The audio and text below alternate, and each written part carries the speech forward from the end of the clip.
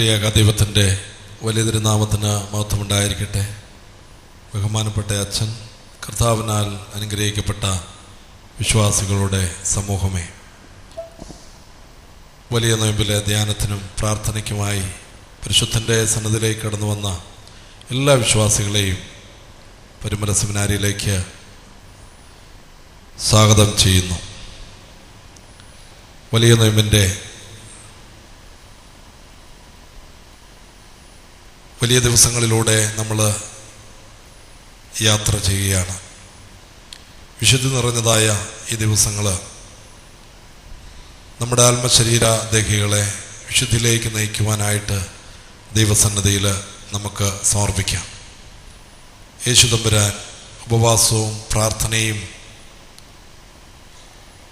മരുഭൂമിയിൽ വെച്ചെടുത്തപ്പോൾ നമ്മളവിടെ വായിക്കുന്നുണ്ട്, സാത്താൻ ഓടിപ്പോകുന്നതും ദൂതന്മാർ ശുശ്രൂഷിക്കുവാനായിട്ട് യേശുവിൻ്റെ അടുക്കിലേക്ക് കടന്നു വരുന്നതും. നോയമ്പും ഉപവാസവും പ്രാർത്ഥനയും സാത്താനെ ഓടിക്കുന്നതും ദൈവദൂതന്മാരെ നമ്മിലേക്ക് അടുപ്പിക്കുന്നതുമായ വലിയ ഒരു ശുശ്രൂഷയാണ്. വിശുദ്ധിയോടുകൂടി നമ്മൾ നോയമ്പെടുക്കുമ്പോൾ പരിശുദ്ധാത്മാവിൻ്റെ കൃപയും അനുഗ്രഹങ്ങളും സന്തോഷവും സമാധാനവും നമ്മുടെ വ്യക്തി ജീവിതത്തിൽ, കുടുംബജീവിതത്തിൽ, സമൂഹ ജീവിതത്തിൽ ഉണ്ടാകും. നമുക്ക് ദൈവസന്നിധിയെ നമ്മളെ സമർപ്പിക്കാം. ഇന്ന് ധ്യാനം നയിക്കുവാനായിട്ട് കടന്നു വന്നിരിക്കുന്നത് ബഹുമാനപ്പെട്ട CM പീലിപ്പോസ് അച്ഛനാണ്. അച്ഛൻ കല്ലുപ്പാറ സെൻറ്റ് മേരീസ് ഓർത്തഡോക്സ് ഇടവക അംഗമാണ്. ഇപ്പോഴ് തടാക ആശ്രമത്തിൽ മെമ്പറാണ്. അച്ഛൻ ഇപ്പോഴ് മാസ്റ്റർ ഓഫ് തിയോളജി ഉന്നത വിദ്യാഭ്യാസത്തിന് പഠിച്ചുകൊണ്ടിരിക്കുന്നു. കൂടാതെ കൺവെൻഷൻ വേദികളിലെല്ലാം അച്ഛനെ നമുക്ക് കാണാവുന്നതുമാണ്. ബഹുമാനപ്പെട്ട അച്ഛനെ എല്ലാവരുടെയും പേരിൽ ഇന്ന് ധ്യാനം നയിക്കുവാനായിട്ട് ക്ഷണിക്കുന്നു. ധ്യാനപീഠമതിൽ കയറി, ധ്യാനപീഠമതിൽ കയറി, ഉള്ളിലെ കണ്ണുകൾ കൊണ്ടു നീ കാണുക, ഉള്ളിലെ കണ്ണുകൾ കാണുക, രക്ഷിതാവിനെ കാണുക പാപി, രക്ഷിതാവിനെ കാണുക പാപി, നിന്റെ പേർ കല്ലയോ ക്രൂശിന്മേൽ തൂങ്ങുന്നു, നിന്റെ പേർ കല്ലയോ.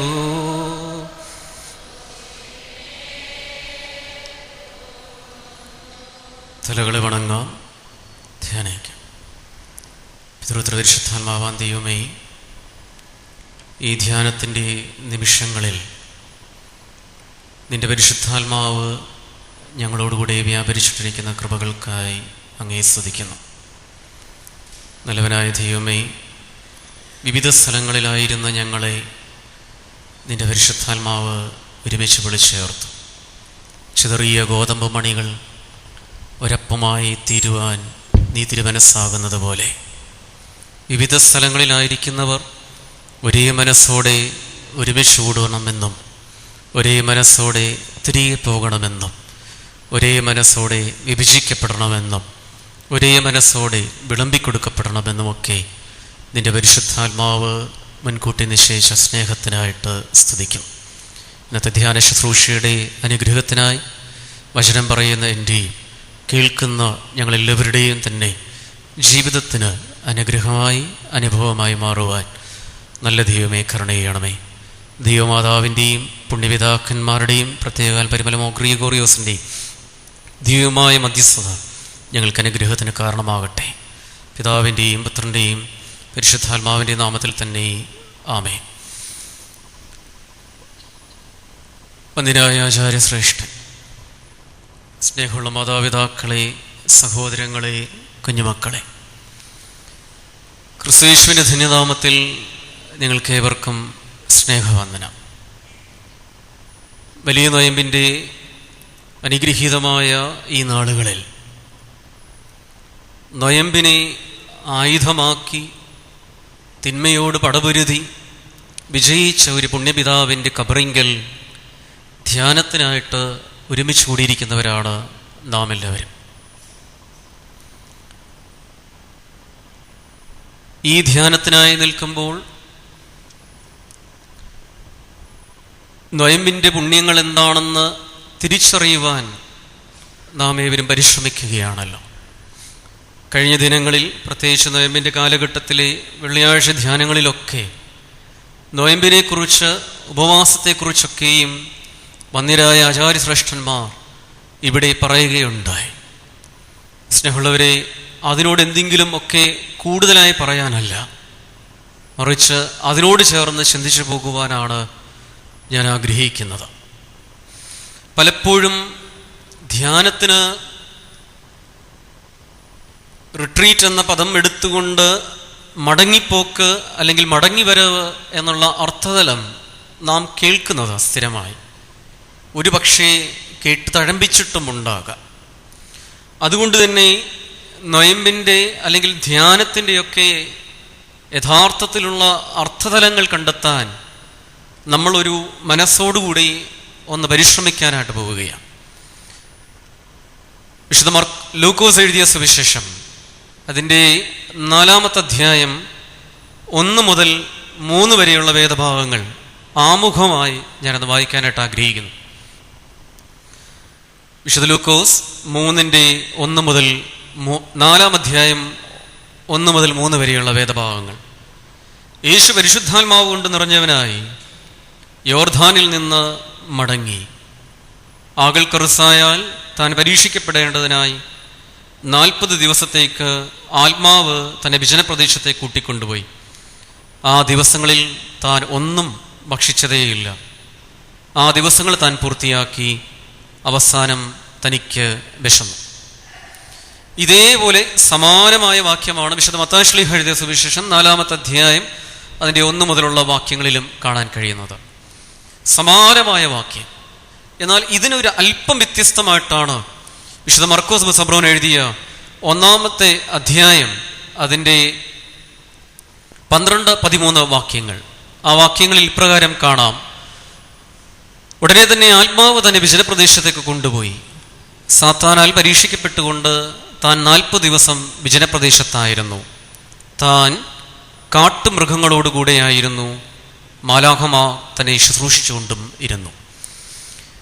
വിശുദ്ധ മത്തായി ശ്ലീഹായ്ക്കും വിശുദ്ധ ലൂക്കോസും എഴുതിയതിൽ നിന്ന് ഒരു ചെറിയൊരു വ്യത്യാസം വിശുദ്ധ മർക്കോസ് ബസബ്രോന പറയുകയാണ്. കാട്ടുമൃഗങ്ങളോടുകൂടെ അവനായിരിക്കുന്നു, അല്ലെങ്കിൽ ചുറ്റിലും കാട്ടുമൃഗങ്ങളുണ്ട്. എന്നാൽ അദ്ദേഹം പറയുന്നു മാലാഖമാർ തന്നെ ശുശ്രൂഷിച്ചുകൊണ്ടിരുന്നു. സ്നേഹമുള്ളവരെ, നൊയമ്പിന് അല്ലെങ്കിൽ ധ്യാനത്തിന് നാം മനസ്സിലാക്കേണ്ട പ്രധാനപ്പെട്ട സന്ദേശവും ഇത് തന്നെയാണ്. എന്താണ് ധ്യാനം അല്ലെങ്കിൽ എന്താണ് നൊയമ്പ് എന്നുള്ളതിന് നാം കണ്ടെത്തേണ്ട ഉത്തരവും ഇത് തന്നെയാണ്. കർത്താവ് 40 ദിവസം നോമ്പ് ആചരിക്കുമ്പോൾ വിശുദ്ധ മർക്കോസ് പറയുക, ചുറ്റിലും വന്യമൃഗങ്ങളുണ്ടായിരുന്നു, അല്ലെങ്കിൽ ചുറ്റിലും മൃഗങ്ങളുണ്ടായിരുന്നു. മൃഗങ്ങളുടെ ഓരിയിടൽ അല്ലെങ്കിൽ മുരൾച്ച ഇത് കേട്ടുകൊണ്ടിരിക്കുകയാണ്. സ്നേഹമുള്ളവരെ, പ്രലോഭനങ്ങളുടെ അല്ലെങ്കിൽ അക്രമവാസനയുള്ള മൃഗങ്ങളുടെ ചുറ്റിലുമുള്ള മുരൾച്ച കേട്ടുകൊണ്ടിരിക്കുന്നവരാണ് നാം എല്ലാവരും തന്നെ. അതായത് ജീവിതത്തിൽ വിവിധ തരത്തിലുള്ള മൃഗങ്ങളെ മനുഷ്യരൂപത്തിൽ കാണുന്നവരാണ് നമ്മിൽ പലരും. ഇരുകാലികളായ മൃഗങ്ങളെന്ന് മനുഷ്യനെ പറയുമെങ്കിൽ മറ്റു മൃഗങ്ങളെ എന്തു പറയണം? സ്നേഹമുള്ളവരെ, ഒളിഞ്ഞു നിന്ന് ആക്രമിക്കുന്ന കടുവയുടെ സ്വഭാവമുള്ള മനുഷ്യരുണ്ട്. മനസ്സിൻ്റെ അകത്ത് പക വെച്ചുകൊണ്ട് പിന്നീട് ആക്രമിക്കുന്ന ആനയുടെ സ്വഭാവമുള്ള മനുഷ്യരുമുണ്ട്. മുമ്പേ നിന്ന് നേരിട്ട് ചങ്കുറപ്പോടെ അലറി വിളിച്ച് ആക്രമിക്കുന്ന സിംഹത്തിൻ്റെ സ്വഭാവമുള്ള മനുഷ്യരുമുണ്ട്. ഒരുപക്ഷെ മുമ്പിൽ ചിരിച്ചുകൊണ്ട് പിന്നിൽ പല്ല് ഞരമ്പുന്ന കുറുക്കന്മാരെ പോലെയുള്ള സ്വഭാവമുള്ള മനുഷ്യരുമുണ്ട്. ചുരുക്കത്തിൽ കുറേ വന്യമൃഗങ്ങളുടെ മധ്യയാണ് നാം ഓരോരുത്തരും അല്ലെങ്കിൽ ഒരു വിശ്വാസിയായിരിക്കുന്നത്. എന്നാൽ ഒരു ഉറപ്പ് വിശുദ്ധ മർക്കോസ് നൽകുക, അവനെ ശുശ്രൂഷിക്കുവാൻ മാലാഖമാരുണ്ട്. സ്നേഹമുള്ളവരെ, നൊയമ്പിൻ്റെ കാലഘട്ടത്തിൽ ചുറ്റിലും പ്രലോഭനങ്ങൾ അനവധിയായിട്ടുണ്ടാകാം. വിവിധ തരത്തിലുള്ള വ്യക്തികൾ നൽകുന്ന മാനസിക സംഘർഷങ്ങളും ഒരുപക്ഷെ മനസ്സിനെ അസ്വസ്ഥപ്പെടുത്തുന്നുണ്ടാകാം. എന്നാൽ ഒരു ഉറപ്പുണ്ട്, സംരക്ഷണത്തിന്, ശുശ്രൂഷയ്ക്ക് മാലാഖമാർ എപ്പോഴും ചുറ്റിലുണ്ട് എന്നുള്ള തിരിച്ചറിവ്. ഈ ഒരു തിരിച്ചറിവിലേക്കാണ് ദൈവത്തിൻ്റെ ആത്മാവ് ഇന്ന് ഈ നൊയമ്പിലേക്ക് അല്ലെങ്കിൽ ഈ ധ്യാനത്തിലൂടെ നമ്മെ ക്ഷണിക്കുന്നത് എന്ന് മനസ്സിലാക്കേണ്ടിയിരിക്കുന്നു. ഈ വചനത്തിൽ, അതായത് വിശുദ്ധ ലൂക്കോസ് എഴുതിയ സുവിശേഷത്തിൽ അതിൻ്റെ 4-ാമത്തെ അധ്യായം 3-ാമത്തെ വാക്യം ആരംഭിക്കുക, അവസാനം തനിക്ക് വിശന്നു. സാധാരണയായി ഈ വിശപ്പ് ശരീരത്തിൻ്റെതാണെന്ന് നമ്മളെല്ലാവരും തന്നെ ചിന്തിക്കും, വ്യാഖ്യാനിക്കും. സ്നേഹമുള്ളവരെ, ശരീരത്തിൻ്റെതായ വിശപ്പ് ആയിരുന്നുവെങ്കിൽ തൊട്ടടുത്ത് വരുന്ന പ്രലോഭനങ്ങൾക്ക് കർത്താവ് കീഴ്പ്പെടുമായിരുന്നുവെന്ന് നാം മനസ്സിലാക്കേണ്ടിയിരിക്കുന്നു. അത് ഉണ്ടാക്കുവാനായിട്ട്, കല്ലുകളെ അപ്പമാക്കുവാനായിട്ട് പ്രലോഭകൻ പറഞ്ഞപ്പോൾ മിശിഹാതമ്പുരാൻ കൊടുക്കുന്ന ഉത്തരമൊക്കെ നമുക്ക് സുപരിചിതമാണ്. എന്നാൽ ആ ഉത്തരത്തിൽ നിന്ന് മനസ്സിലാക്കേണ്ടത്, ഈ ശ്ലീഹന്മാർ അല്ലെങ്കിൽ സുവിശേഷകർ എഴുതി വെച്ചിരിക്കുന്ന അവന് വിശന്നു എന്ന് പറയുന്ന ആ വിശപ്പ് കേവലം ശരീരത്തിൻ്റെതായിരുന്നില്ല. അതിലുപരിയായി അതെന്തൊക്കെയോ ആണെന്ന്, അല്ലെങ്കിൽ വേറെ എന്തൊക്കെയോ സന്ദേശങ്ങൾ നൽകുന്നതാണെന്ന് തിരിച്ചറിവിൻ്റെ മിഴികൾ തുറക്കപ്പെടേണ്ടിയിരിക്കുന്നു. വിശുദ്ധ യോഹന്നാൻ എഴുതിയ സുവിശേഷം 19-ാമത്തെ അധ്യായം അതിൻ്റെ 28-ാമത്തെ വാക്യത്തിൽ എനിക്ക് ദാഹിക്കുന്നു എന്ന് പറയുന്നതായി നാം കാണുന്നുണ്ട്. വിശുദ്ധ യോഹന്നാൻ 19-ന്റെ-28-ാമത്തെ വാക്യം, എനിക്ക് ദാഹിക്കുന്നുണ്ട്. വിശുദ്ധ ലൂക്കോസ് പറഞ്ഞു വെക്കുക, കർത്താവിന് വിശന്നു. വിശുദ്ധ യോഹന്നാൻ പറയുക, കർത്താവിന് ദാഹിച്ചു.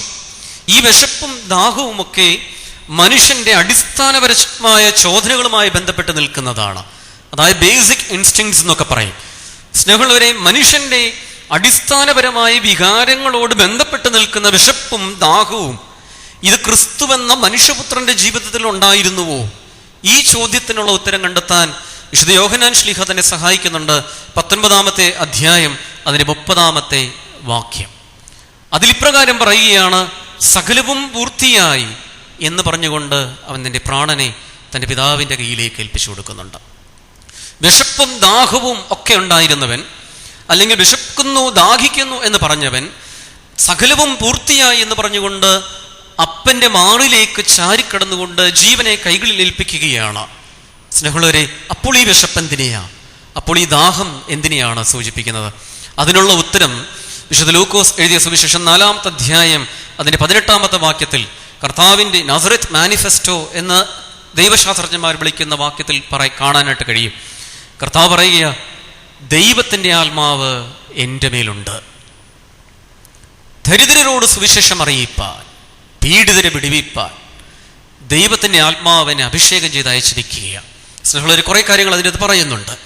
ഈ വാക്യത്തിൻ്റെ ആരംഭത്തിൽ നിന്ന് മനസ്സിലാക്കേണ്ടതാണ്, കർത്താവിൻ്റെ അല്ലെങ്കിൽ മിശിഹാ തമ്പുരാൻ്റെ, മനുഷ്യപുത്രനായ കർത്താവിൻ്റെ വിശപ്പും ദാഹവുമെല്ലാം ഒരു പീഡനം അനുഭവിക്കുന്ന പീഡിതരായ ഒരു സമൂഹത്തിൻ്റെ രക്ഷ അല്ലെങ്കിൽ വിമോചനം എന്നുള്ളതായിരുന്നു അവൻ്റെ കണ്ടെത്തൽ അല്ലെങ്കിൽ അവൻ്റെ നിയോഗം എന്ന് മനസ്സിലാക്കണം. ഒരു സമൂഹത്തിൻ്റെ, അടിച്ചമർത്തപ്പെടുന്ന ഒരു സമൂഹത്തിൻ്റെ രക്ഷയെ, വിമോചനത്തെ സ്വപ്നം കാണുന്ന ഒരു ദൈവം, അത് മീഖാ പ്രവാചകന്റെ പുസ്തകത്തിൽ നമുക്ക് കാണാനായിട്ട് കഴിയും. പ്രവാചകൻ സ്വപ്നം കാണുന്നുണ്ട്. ജനത്തിൻ്റെ അടിമത്തത്തിൽ നിന്നുള്ള മോചനത്തിൻ്റെ ദിനങ്ങളെക്കുറിച്ച് അദ്ദേഹം സ്വപ്നം കാണുകയാണ്. ഓരോ പ്രവാചകനും, ഓരോ നേതാവും, ഓരോ പുരോഹിതനും ജനത്തിൻ്റെ അടിമത്തത്തിൽ നിന്നുള്ള മോചനത്തെ സ്വപ്നം കാണുവാനായിട്ട് വിളിക്കപ്പെട്ടവനാണ്, നിയോഗിക്കപ്പെട്ടവനാണ് എന്ന തിരുവചനം നമ്മെ പഠിപ്പിക്കുക. സ്നേഹമുള്ളവരെ, കർത്താവ് സ്വപ്നം കാണുകയാണ്, ദരിദ്രർക്ക് സുവിശേഷം അറിയിക്കപ്പെടണം, പീഡിതൻ മോചിക്കപ്പെടണം, ഹൃദയം തകർന്നിരിക്കുന്നവർ സൗഖ്യമാക്കപ്പെടണം, രോഗികൾ ഒക്കെയും സൗഖ്യം പ്രാപിക്കണം. ഇത് കർത്താവിൻ്റെ സ്വപ്നമാണ്. അതിനു വേണ്ടിയിട്ടാണ് തൻ്റെ ജീവിതം മാറ്റിവെച്ചിരിക്കുന്നതെന്ന് അവൻ നഖശിഖാന്തം അവൻ പ്രഖ്യാപിക്കുകയും കൂടിയാണ്. അതിനെ എതിർക്കുന്നവരുണ്ട്, അതിനെ തെറ്റായി വ്യാഖ്യാനിക്കുന്നവരൊക്കെ ഉണ്ടായിരുന്നു ആ സമൂഹത്തിൽ എന്ന് 4-ാമത്തെ അധ്യായത്തിന്റെ തുടർന്നുള്ള വാക്യങ്ങളിൽ, അതായത് 18-ന് ശേഷമുള്ള വാക്യങ്ങളിലും കാണാനായിട്ട് കഴിയും. ജനം മുഴുവൻ അവനെ സൂക്ഷിച്ചു നോക്കുകയാണ്. എന്നിട്ട് അതിന്റെ 21-ാമത്തെ വാക്യത്തിൽ, 4-ന്റെ 21-ാമത്തെ വാക്യത്തിൽ കാണാം, ഈ തിരുവെഴുത്ത് നിങ്ങളുടെ കണ്ണുകളിൽ ഇന്ന് നിവൃത്തിയായിരിക്കുന്നു എന്നവൻ പറഞ്ഞു. ഈ തിരുവെഴുത്ത് നിങ്ങളുടെ കണ്ണുകളിൽ ഇന്ന് നിവൃത്തിയായിരിക്കുന്നു. സകലവും നിവൃത്തിയായി, എല്ലാം പൂർത്തീകരിച്ചു എന്ന് യോഹന്നാന്റെ സുവിശേഷത്തിൽ പറയുന്നത് ഈ വാക്യവുമായിട്ട് ചേർത്ത് വെച്ച് കാണാനായിട്ട് കഴിയണം. എന്താണ് പൂർത്തിയായത്? എന്താണ് നിവൃത്തിയാക്കാനായിട്ട് പോകുന്നത്? എന്താണ് അവരുടെ കണ്ണുകളിൽ ഇതാ നിവൃത്തിയാകാനായിട്ട് പോകുന്നു എന്ന് തെളിയാനായിട്ട് പോകുന്നത്? സ്നേഹമുള്ളവരെ, അതാണ് കർത്താവിന്റെ നസ്രത്ത് മാനിഫെസ്റ്റോയോട് കൂടി പറയുന്നത്. ദരിദ്രർക്ക് സുവിശേഷം അറിയിക്കപ്പെടണം, പീഡിതൻ മോചിക്കപ്പെടണം, അടിച്ചമർത്തപ്പെടുന്ന ഒരു സമൂഹം രക്ഷ പ്രാപിക്കണം, രോഗികൾ സൗഖ്യം പ്രാപിക്കപ്പെടണം, തകർന്നിരിക്കുന്നവർ, ഹൃദയം തകർന്നിരിക്കുന്നവരൊക്കെയും ധൈര്യത്തിലേക്ക്, ബലത്തിലേക്ക്, ആത്മബലത്തിലേക്ക് കടന്നു വരണം. ഇതാണ് കർത്താവ് സ്വപ്നം കണ്ടതും ഇതാണ് കർത്താവ് നിവൃത്തിയായി എന്ന് പറഞ്ഞതും. അതുകൊണ്ടാണ് സുവിശേഷൻ പറയുന്നത്, സുവിശേഷത്തിലൂടെ കർത്താവ് പറയുന്നത്, ഈ തിരുവെഴുത്ത് നിങ്ങളുടെ കണ്ണുകളിൽ ഇന്ന് നിവൃത്തിയായിരിക്കുന്നു. എന്താണ് നിവൃത്തിയായത് എന്ന് കുരിശിൽ കിടന്നുകൊണ്ട് കർത്താവ് പറയുന്ന നിവൃത്തിയാകലിന്റെ ഉത്തരം ഇതിലാണ് നാം കണ്ടെത്തേണ്ടത്. സ്നേഹമുള്ളവരെ, അപ്പോൾ കർത്താവിന്റെ വിശപ്പും ദാഹവും എന്തിനെ കുറിച്ചുള്ളതായിരുന്നു? അവന്റെ വിശപ്പും ദാഹവുമെല്ലാം ആത്മാക്കളുടെ രക്ഷയായിരുന്നു. ആത്മാക്കളുടെ രക്ഷയാ, അല്ലാതെ മനുഷ്യന്റെ അടിസ്ഥാനപരമായ ചോദനകളിൽ ബന്ധപ്പെട്ട് നിൽക്കുന്ന അല്ലെങ്കിൽ ശരീരത്തിന്റെ വികാരങ്ങളല്ല, ബേസിക് ഇൻസ്റ്റിങ്സ് അല്ല. അതിലുപരിയായി കർത്താവ് സ്വപ്നം കണ്ടതുണ്ട് ചില മനുഷ്യരുടെ വിടുതൽ, വിമോചനം, അടിമത്തത്തിൽ നിന്നുള്ള മോചനം. ഭാരതത്തിന്റെ സ്വാതന്ത്ര്യത്തിന് വേണ്ടി പോരാടിയ ഒത്തിരിയും പിതാക്കളുണ്ടായിരുന്നു, പ്രത്യേകിച്ച് മഹാത്മാഗാന്ധിയെ പോലെയുള്ള ഒത്തിരി പേര്. സമൂഹത്തിൽ താഴെക്കടയിൽ നിൽക്കുന്ന സാധാരണ ജനത്തിന്റെ മോചനത്തിന് വേണ്ടി അധ്വാനിച്ചവരൊക്കെയുണ്ട്. സ്നേഹമുള്ളവരെ, ഇങ്ങനെ അധ്വാനിക്കുന്ന അല്ലെങ്കിൽ പീഡനം അനുഭവിക്കുന്ന മർദ്ദിതരായ ഒരു സമൂഹത്തിന്റെ മോചനത്തിന് വേണ്ടി പോരാടിയവരെല്ലാവരും തന്നെ സ്വപ്നം കണ്ട ചില ദിനങ്ങളുണ്ട്. ആ സ്വപ്നമാണ് നാം കാണേണ്ടത്. അടിച്ചമർത്തപ്പെടുന്ന ഒരു സമൂഹത്തിന്റെ മോചനം. പ്രത്യേകിച്ച് 5-ാമത്തെ ഞായറാഴ്ചയിലേക്ക് നാളെ കഴിഞ്ഞ് നമ്മൾ പ്രവേശിക്കുക. വലിയ നോയമ്പിൽ കൂനിയായ സ്ത്രീയുടെ സൗഖ്യത്തെ ധ്യാനിച്ചുകൊണ്ടായിരിക്കും നമ്മളൊക്കെയും ആരാധനയിൽ സംബന്ധിക്കുന്നത്. കൂനിയുടെ പ്രത്യേകത നമുക്കറിയാം. ഒക്കെ മുകളിലേക്കോ വശങ്ങളിലേക്കോ ഒന്നും നോക്കാൻ കഴിഞ്ഞില്ല, തന്നിലേക്ക് മാത്രം നോക്കിയിരിക്കുകയാണ്. ഉള്ളിലേക്ക് നോക്കിയിരിക്കുന്നവൾക്ക് രക്ഷ പ്രാപിക്കാൻ കഴിയുകയില്ല. മിശിഹായിലേക്ക് നോക്കുവാനായിട്ട് അവളെ കർത്താവ് അരികിലേക്ക് വിളിച്ചു. സഭയിൽ നിന്നും സഭയെക്കുറിച്ച് കർത്താവ് ആഗ്രഹിക്കുന്നതും പ്രതീക്ഷിക്കുന്നതും ഇതാ, തന്നിലേക്ക് നോക്കിയിരിക്കുന്ന ഒരു സഭയല്ല കർത്താവിന് വേണ്ടത്. തൻ്റെ മാത്രം ജനത്തിന്റെ രക്ഷയെ കാംക്ഷിക്കുന്ന ഒരു സഭയല്ല ദൈവത്തിന് വേണ്ട. സഭ അടിച്ചമർത്തപ്പെടുന്നവൻ്റെതും മർദ്ദിതന്റെയും പീഡനം അനുഭവിക്കുന്നവൻ്റെയും ആരൂരുമില്ലാത്തവൻ്റെതായി തീരണമെന്നുള്ള ഒരു കാഴ്ചപ്പാടിലേക്ക് 5-ാമത്തെ ഞായറാഴ്ചയുടെ ധ്യാനം എന്ന് നമ്മെ ക്ഷണിക്കും. സ്നേഹമുള്ളവരെ, ഞാൻ എൻ്റെ വിഷയത്തിലേക്ക് വീണ്ടും തിരികെ വരുന്നു. കർത്താവ് പറയുകയാണ്, സകലവും പൂർത്തിയായി എന്ന് പറഞ്ഞാൽ അവൻ അവൻ്റെ നിയോഗങ്ങൾ പൂർത്തീകരിച്ചു. ഈ നോമ്പിലൂടെ, ഈ ധ്യാനത്തിലൂടെ ഓരോ വ്യക്തിയും കണ്ടെത്തേണ്ട പുണ്യവും ഇതാണ്. എന്താണ് ധ്യാനം എന്നുള്ള ചോദ്യത്തിന് അത് വെറും ഒരു മടങ്ങിപ്പോക്ക്, തിരിഞ്ഞുപോക്ക് എന്ന് മാത്രമല്ല ഞാൻ കണ്ടെത്താൻ പരിശ്രമിക്കുന്നത്. അതിലുപരിയായി ഒരുവൻ അവനവൻ്റെ തന്നെ നിയോഗം കണ്ടെത്തുന്നതാണ് ധ്യാനം. ഓരോ വ്യക്തിയും അവനവൻ്റെ നിയോഗം കണ്ടെത്തുന്നതാണ് ധ്യാനം. അതുകൊണ്ട് സ്നേഹമുള്ളവരെ, നമുക്ക് ഈ ധ്യാനത്തിലൂടെ അവനവൻ്റെ നിയോഗങ്ങൾ കണ്ടെത്താനായിട്ട് പരിശ്രമിക്കാം. യേശുക്രിസ്തു മരുഭൂമിയിൽ നോമ്പിന്റെ കാലഘട്ടത്തിൽ അല്ലെങ്കിൽ ഉപവാസത്തിന്റെ കാലഘട്ടത്തിൽ ചെയ്തതും അതുതന്നെ. ഗത്സമനിൽ അവൻ പ്രാർത്ഥനയുടെ നിമിഷങ്ങളിലായിരിക്കുമ്പോൾ ചെയ്തതും അതുതന്നെ. തൻ്റെ നിയോഗം എന്ത്? അടിച്ചമർത്തപ്പെടുന്നവന്റെ സ്വാതന്ത്ര്യത്തിന് വേണ്ടിയുള്ള പ്രയത്നമാണ് തൻ്റെ നിയോഗമെന്ന് ക്രിസ്തു കണ്ടെത്തി. അവൻ പറയുന്നുണ്ട് താൻ എന്തൊക്കെയാണ് ചെയ്യാനായിട്ട് പോകുന്നത് എന്ന്. എന്തൊക്കെയാണ് താൻ ചെയ്യാൻ പോകുന്നത് എന്ന് വളരെ വ്യക്തമായി ക്രിസ്തു നസ്രത്ത് മാനിഫെസ്റ്റോയിലോടുകൂടി പറയുക. ഓരോ രാഷ്ട്രീയ പാർട്ടികളും ഒരധികാരമേൽക്കുമ്പോൾ, ഓരോ ഗവൺമെൻറ്റും അവരുടെ നിയമസഭയിൽ അവരുടെ നയപ്രഖ്യാപനങ്ങളൊക്കെയും നടത്തുന്നുണ്ട്. എന്താണ് അവർ ചെയ്യാൻ പോകുന്നത് എന്ന് കേൾക്കുന്നവർ ഒരുപക്ഷെ കേട്ടിരിക്കും, വിവരമില്ലാത്തവർ ഒരുപക്ഷെ അതിന് ബഹളം വെച്ചുകൊണ്ടിരിക്കും. അതുപോലെയൊക്കെയുള്ളൊരു സമൂഹം നസ്രയത്തിലും ഉണ്ടായിരുന്നു, സിനഗോഗിലും ഉണ്ടായിരുന്നു എന്ന് തിരുവചനത്തിൽ കാണാനായിട്ട് കഴിയും. അതെന്ത് തന്നെയാകട്ടെ സ്നേഹമുള്ളവരെ, ക്രിസ്തു തൻ്റെ നിയോഗം കണ്ടെത്തി അതറിയിക്കുകയാണ്. എന്തിനു വേണ്ടി അവൻ അയക്കപ്പെട്ടു, എന്താണ് അവൻ വന്നതിൻ്റെ ഉദ്ദേശമെന്ന്. 40 ദിനം നോമ്പ് നോറ്റവരെല്ലാം വലിയ നിയോഗങ്ങളിലേക്ക് വിളിക്കപ്പെട്ടവരാണെന്ന് തിരുവചനം നമ്മെ ഓർമ്മിപ്പിക്കുന്നുണ്ട്. അത് മോശയുടെ ജീവിതം നോക്കിയാലും, ഏലിയാവിൻ്റെ ജീവിതം നോക്കിയാലും, ദാനിയേലിൻ്റെ ജീവിതത്തിലാണേലും ഈ വലിയ നിയോഗങ്ങൾ എന്താണെന്ന് അവർ കാണിച്ചു തരുന്നുണ്ട്. 12 അപ്പോസ്തലന്മാർ ക്രിസ്തുവിൻ്റെ ഉയർപ്പിന് ശേഷമുള്ള 40 ദിനം അവർ അമ്മ മറിയത്തോടുകൂടി ചേർന്നിരുന്ന് ധ്യാനിച്ചുകൊണ്ടിരുന്നപ്പോൾ, പ്രാർത്ഥിച്ചുകൊണ്ടിരുന്നപ്പോൾ അവരുടെ നിയോഗം എന്തെന്ന് പരിശുദ്ധാത്മാവ് അവർക്ക് ബോധ്യപ്പെടുത്തി കൊടുക്കുന്നുണ്ട്. ചുരുക്കത്തിൽ 40 ദിനം ആത്മാർത്ഥതയോടുകൂടി നൊയമ്പ് നോക്കുന്നവന്, ഉപവസിക്കുന്നവന് അവൻ്റെ നിയോഗങ്ങൾ വെളിപ്പെടുകയാണ്. പ്രിയരെ, നാം ഒക്കെയും നോമ്പിരിക്കുന്നു, നാം ഒക്കെ ഉപവസിക്കുന്നുണ്ട്. അവനവൻ്റെ നിയോഗങ്ങൾ കണ്ടെത്താൻ നമുക്ക് കഴിയുന്നുണ്ടോ എന്നുള്ള ചോദ്യം നമ്മുടെ ഹൃദയത്തിൽ നിന്ന് ഉയരേണ്ടിയിരിക്കുന്നു. സ്നേഹമുള്ളവരെ, പൂർവ്വപിതാക്കളായ പുണ്യസൂരികൾ അവരുടെ ജീവിതത്തിലൂടെ കാണിച്ചു തരുന്നതും ഇത് തന്നെയാണ്. പരുമലയുടെ മണ്ണിൽ പരിമളം പരത്തുവാനായിട്ട് വെട്ടിക്കൽ ദേശത്ത് നിന്ന് ഇറങ്ങിപ്പുറപ്പെട്ട ഒരു പിതാവ്, വെട്ടിക്കൽ ദേറായിൽ വെട്ടുകൾ ചെത്തിയെടുക്കുന്നത് പോലെ നൊയമ്പിലൂടെ ചെത്തിയെടുക്കപ്പെട്ട സ്ഫുടം ചെയ്യപ്പെട്ട ജീവിതത്തിന്റെ ഉടമയായിരുന്നു പരിശുദ്ധനായ പരിമലമോ ഗ്രിഗോറിയോസ് തിരുമേനി. ആ സ്ഫുടം ചെയ്യപ്പെട്ട ജീവിതം ആയിരുന്നു ഈ പരിമലയുടെ മണ്ണിൽ പരിമളം പരത്തിക്കൊണ്ട് ഇന്നും നിൽക്കുന്നത്. സ്നേഹമുള്ളവരെ, ആ പുണ്യപിതാവിൻ്റെ ദീപ്തമായ സ്മരണകളിൽ ഉറങ്ങുന്ന ഈ മണ്ണിൽ നിന്നുകൊണ്ട് നമ്മൾ നൊയമ്പിനെ കുറിച്ച് ധ്യാനിക്കുമ്പോൾ ഞാൻ ചിന്തിക്കും, എനിക്കെന്ത് യോഗ്യത നോമ്പിനെക്കുറിച്ച്, ഉപവാസത്തെക്കുറിച്ചും പറയുവാൻ. വേണ്ടവണ്ണം നൊയമ്പ് നോക്കാത്ത, വേണ്ടവണ്ണം ഉപവസിക്കാൻ കഴിയാത്ത ഈ തലമുറയ്ക്ക് എന്ത് യോഗ്യത ഈ പുണ്യപിതാവിൻ്റെ കബറിങ്കിൽ നിൽക്കാൻ, എനിക്കെന്ത് യോഗ്യത എന്ന് ഞാൻ തന്നെ ചോദിക്കുകയാണ്. സ്നേഹമുള്ളവരെ, മേൽപ്പെട്ട സ്ഥാനം ഏറ്റപ്പോൾ തന്നോടുകൂടെ ആ സ്ഥാനത്തേക്ക് നിയോഗിക്കപ്പെട്ട പിതാക്കന്മാരുമായി ചേർന്നിരുന്ന് പരിമല പുണ്യവാൻ നൊയമ്പ് നോക്കിയതായി അദ്ദേഹത്തിൻ്റെ ജീവചരിത്രം നമ്മെ പഠിപ്പിക്കുന്നുണ്ട്. 40 ദിവസം നൊയമ്പ് നോക്കി ഒരുങ്ങി വലിയ നിയോഗത്തിലേക്ക് വിളിക്കപ്പെട്ടു ആ പുണ്യപിതാവ്. സഭയുടെ പിതാക്കന്മാരെല്ലാം തന്നെ ഇപ്രകാരം നൊയമ്പ് നോക്കി സ്ഥാനത്തേക്ക് കടന്നു വന്ന പിതാക്കന്മാരെല്ലാം തന്നെ അവരുടെ ജീവിതം കൊണ്ട് വിശുദ്ധിയുടെ പരിമളം പരത്തിയവരാണെന്ന് നമുക്കറിയാം. സഭയിലെ അനേകം പിതാക്കന്മാരുടെ ജീവിതം നോക്കിയാൽ, ഓരോ വ്യക്തികളുടെ ജീവിതം നോക്കിയാൽ അത് തന്നെയാണ് നമ്മെ പഠിപ്പിക്കുന്നത്.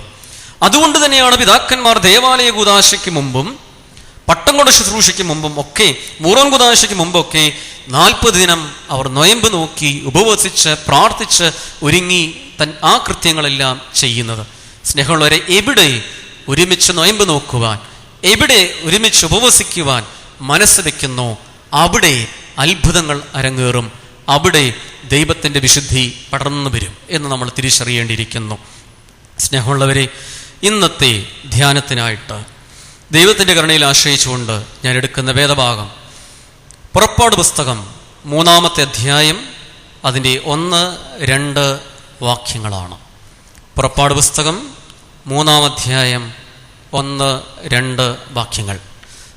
വചനത്തിൽ ഇപ്രകാരം നമുക്ക് കാണാം. മോശ തൻ്റെ അമ്മായിയപ്പനും മിഥിയാനിലെ പുരോഹിതനുമായ യത്രോയുടെ ആടുകളെ മേയ്ക്കുകയായിരുന്നു. അവൻ ആടുകളെ മരുഭൂമിയിലേക്ക് നയിച്ച് ദൈവത്തിൻ്റെ പർവ്വതമായ ഹോറേബോളം എത്തി. മുൾപടർപ്പിനുള്ളിൽ തീജ്വാലയിൽ ദൈവത്തിൻ്റെ മാലാഖ അവന് കാണപ്പെട്ടു. മുൾപടർപ്പിൽ തീ കത്തുന്നുവെങ്കിലും അത് ദഹിച്ചു പോകുന്നില്ല എന്ന് അവൻ കണ്ടു. മുൾപടർപ്പിൽ തീ കത്തുന്നുവെങ്കിലും അത് ദഹിച്ചു പോകുന്നില്ല എന്ന് അവൻ കണ്ടു. ഇതിൻ്റെ പശ്ചാത്തലം നമുക്ക് വളരെ വ്യക്തമാണ്. ആടുകളെ മേയിച്ചു നടന്ന മോശ എന്ന ഒരുവനെ ദൈവം വിളിച്ചിട്ട് ഒരു ജനതയുടെ രക്ഷയ്ക്ക് വേണ്ടിയിട്ട് നിയോഗിക്കുകയാണ്. മോശ എന്ന ഒരുവനെ വിളിച്ച് ഒരു വലിയൊരു സമൂഹത്തിൻ്റെ മുഴുവൻ വിടുതലിന് വേണ്ടി നിയോഗിക്കപ്പെടുന്ന സന്ദർഭമാണ് ഇത്. സ്നേഹമുള്ളവരെ, ആടുകളെ മേച്ചു നടന്നവന് ഒരു ജനതയെ മേയ്ക്കുവാനായിട്ട് നിയോഗം ലഭിക്കുന്നു. ഇത് നൽകുന്ന അടിസ്ഥാനപരമായൊരു സന്ദേശമുണ്ട്. അതായത് പ്രവർത്തനനിരതരായിരിക്കുന്നവർക്കാണ് നിയോഗങ്ങളിലേക്ക് വിളി ലഭിക്കുന്നതെന്നർത്ഥം. ദിവാസ്വപ്നം കാണുന്നവനല്ല നിയോഗം ലഭിക്കുന്നത്. ദിവാസ്വപ്നം കണ്ടുകൊണ്ടിരിക്കുന്നവർക്കല്ല നിയോഗം ലഭിക്കുന്നത്. പ്രവർത്തനനിരതരായിരിക്കുന്നവർക്കാണ് ദൈവത്തിൻ്റെ നിയോഗം ലഭിക്കുന്നതെന്ന സന്ദേശം തിരുവചനം നമുക്ക് നൽകുന്നുണ്ട് പ്രിയരെ. അതായത് മോശ ആദ്യ നാളുകളിൽ ഫറവോന്റെ അരമനയിൽ താമസിച്ചു കൊണ്ടിരുന്നപ്പോൾ അവന് നിയോഗം ലഭിച്ചിരുന്നില്ല. അരമനയിൽ താമസിച്ചിരുന്ന സമയത്ത് മോശയ്ക്ക് നിയോഗം ലഭിക്കപ്പെട്ടിരുന്നില്ല. കാരണം അരമനയിൽ ആഘോഷങ്ങളുണ്ട്, അരമനയിൽ ആഡംബരമായ ജീവിതമുണ്ട്, അരമനയിൽ സുഭിക്ഷതയുണ്ട്. ഇതിൻ്റെ മധ്യേ ഒരുവന് തൻ്റെ നിയോഗം കണ്ടെത്താൻ കഴിയുകയില്ല. അരമനയിൽ വഞ്ചനയുണ്ട്, അരമനയിൽ ചതിയുണ്ട്, എന്തിന് ഏറെ വ്യക്തിഹത്യ വരെ സംഭവിക്കുന്നുണ്ട് അരമനയിൽ താമസിക്കുന്ന കാലഘട്ടത്തിൽ. അരമനകൾ തിന്മകളുടെ മുഴുമനകളായി മാറുന്നു എന്ന് ഈ വേദഭാഗം നമുക്ക് കാണിച്ചിരുന്നുണ്ട് എക്സോഡസിൽ, പുറപ്പാട് പുസ്തകത്തിൽ. എന്നാൽ അവിടെ നിന്നും ഇറങ്ങിത്തിരിക്കുന്നവന് പിന്നീട് നിയോഗങ്ങളിലേക്കുള്ള വിളികൾ ലഭിക്കുന്നുണ്ട് പ്രിയരെ.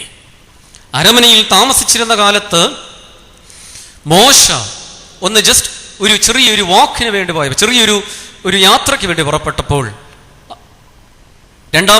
പുറപ്പാട് പുസ്തകം 2-ാമത്തെ അധ്യായം അതിൻ്റെ 12-ാമത്തെ വാക്യം, 11-12 വാക്യങ്ങളിൽ കാണാൻ കഴിയും.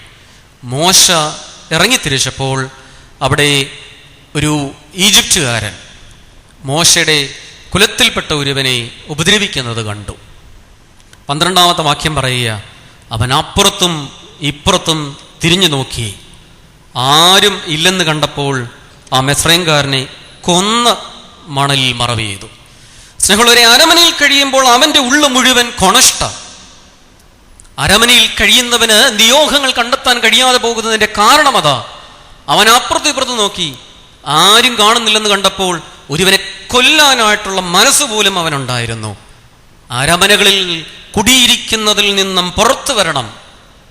കാരണം അവിടെ വഞ്ചനയുടെ ആത്മാവുണ്ട്, അവിടെ ചതിവുകളുണ്ട്, അവിടെ വ്യക്തിഹത്യക്കുള്ള മനസ്സുണ്ട്, അവിടെ നുണക്കഥകൾ മെനയപ്പെടുന്നുണ്ട്.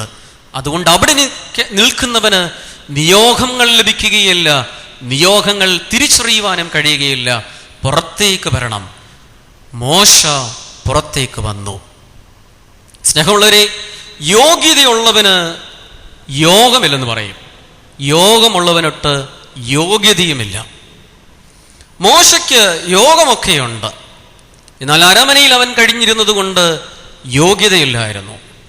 എന്നാൽ യോഗ്യത ലഭിക്കുവാൻ തക്ക വിധത്തിൽ അവൻ അവിടെ നിന്ന് പുറത്തേക്ക് പോവുക. 40 വർഷക്കാലം ജീവിച്ച കൊട്ടാരത്തിൽ നിന്ന്, അരമനയിൽ നിന്ന് അവൻ പടിയിറങ്ങി. കാരണം എന്താണ്? അവനെ കൊല്ലാൻ ഫറവോൻ ആഗ്രഹിക്കുന്നു എന്ന് അവൻ അറിഞ്ഞു.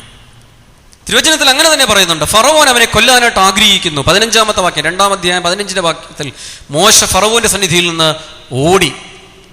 ഫറവോൻ മോശയെ കൊല്ലുവാൻ ആഗ്രഹിക്കുന്നു എന്ന് കണ്ടപ്പോൾ മോശ അവിടെ നിന്നും ഓടി, ഒളിച്ചോടി അവൻ പോവുകയാണ്. മോശയുടെ ജീവിതത്തിൽ അങ്ങനത്തെ കുറേ ഓട്ടങ്ങൾ ഉണ്ടെന്നുള്ളത് തിരുവചനത്തിൽ കാണാനായിട്ട് കഴിയും. 3-ാമത്തെ അധ്യായത്തിലും അപ്രകാരം 4-ാമത്തെ അധ്യായത്തിലും അപ്രകാരം ഒരു സൂചന നൽകുന്നുണ്ട്.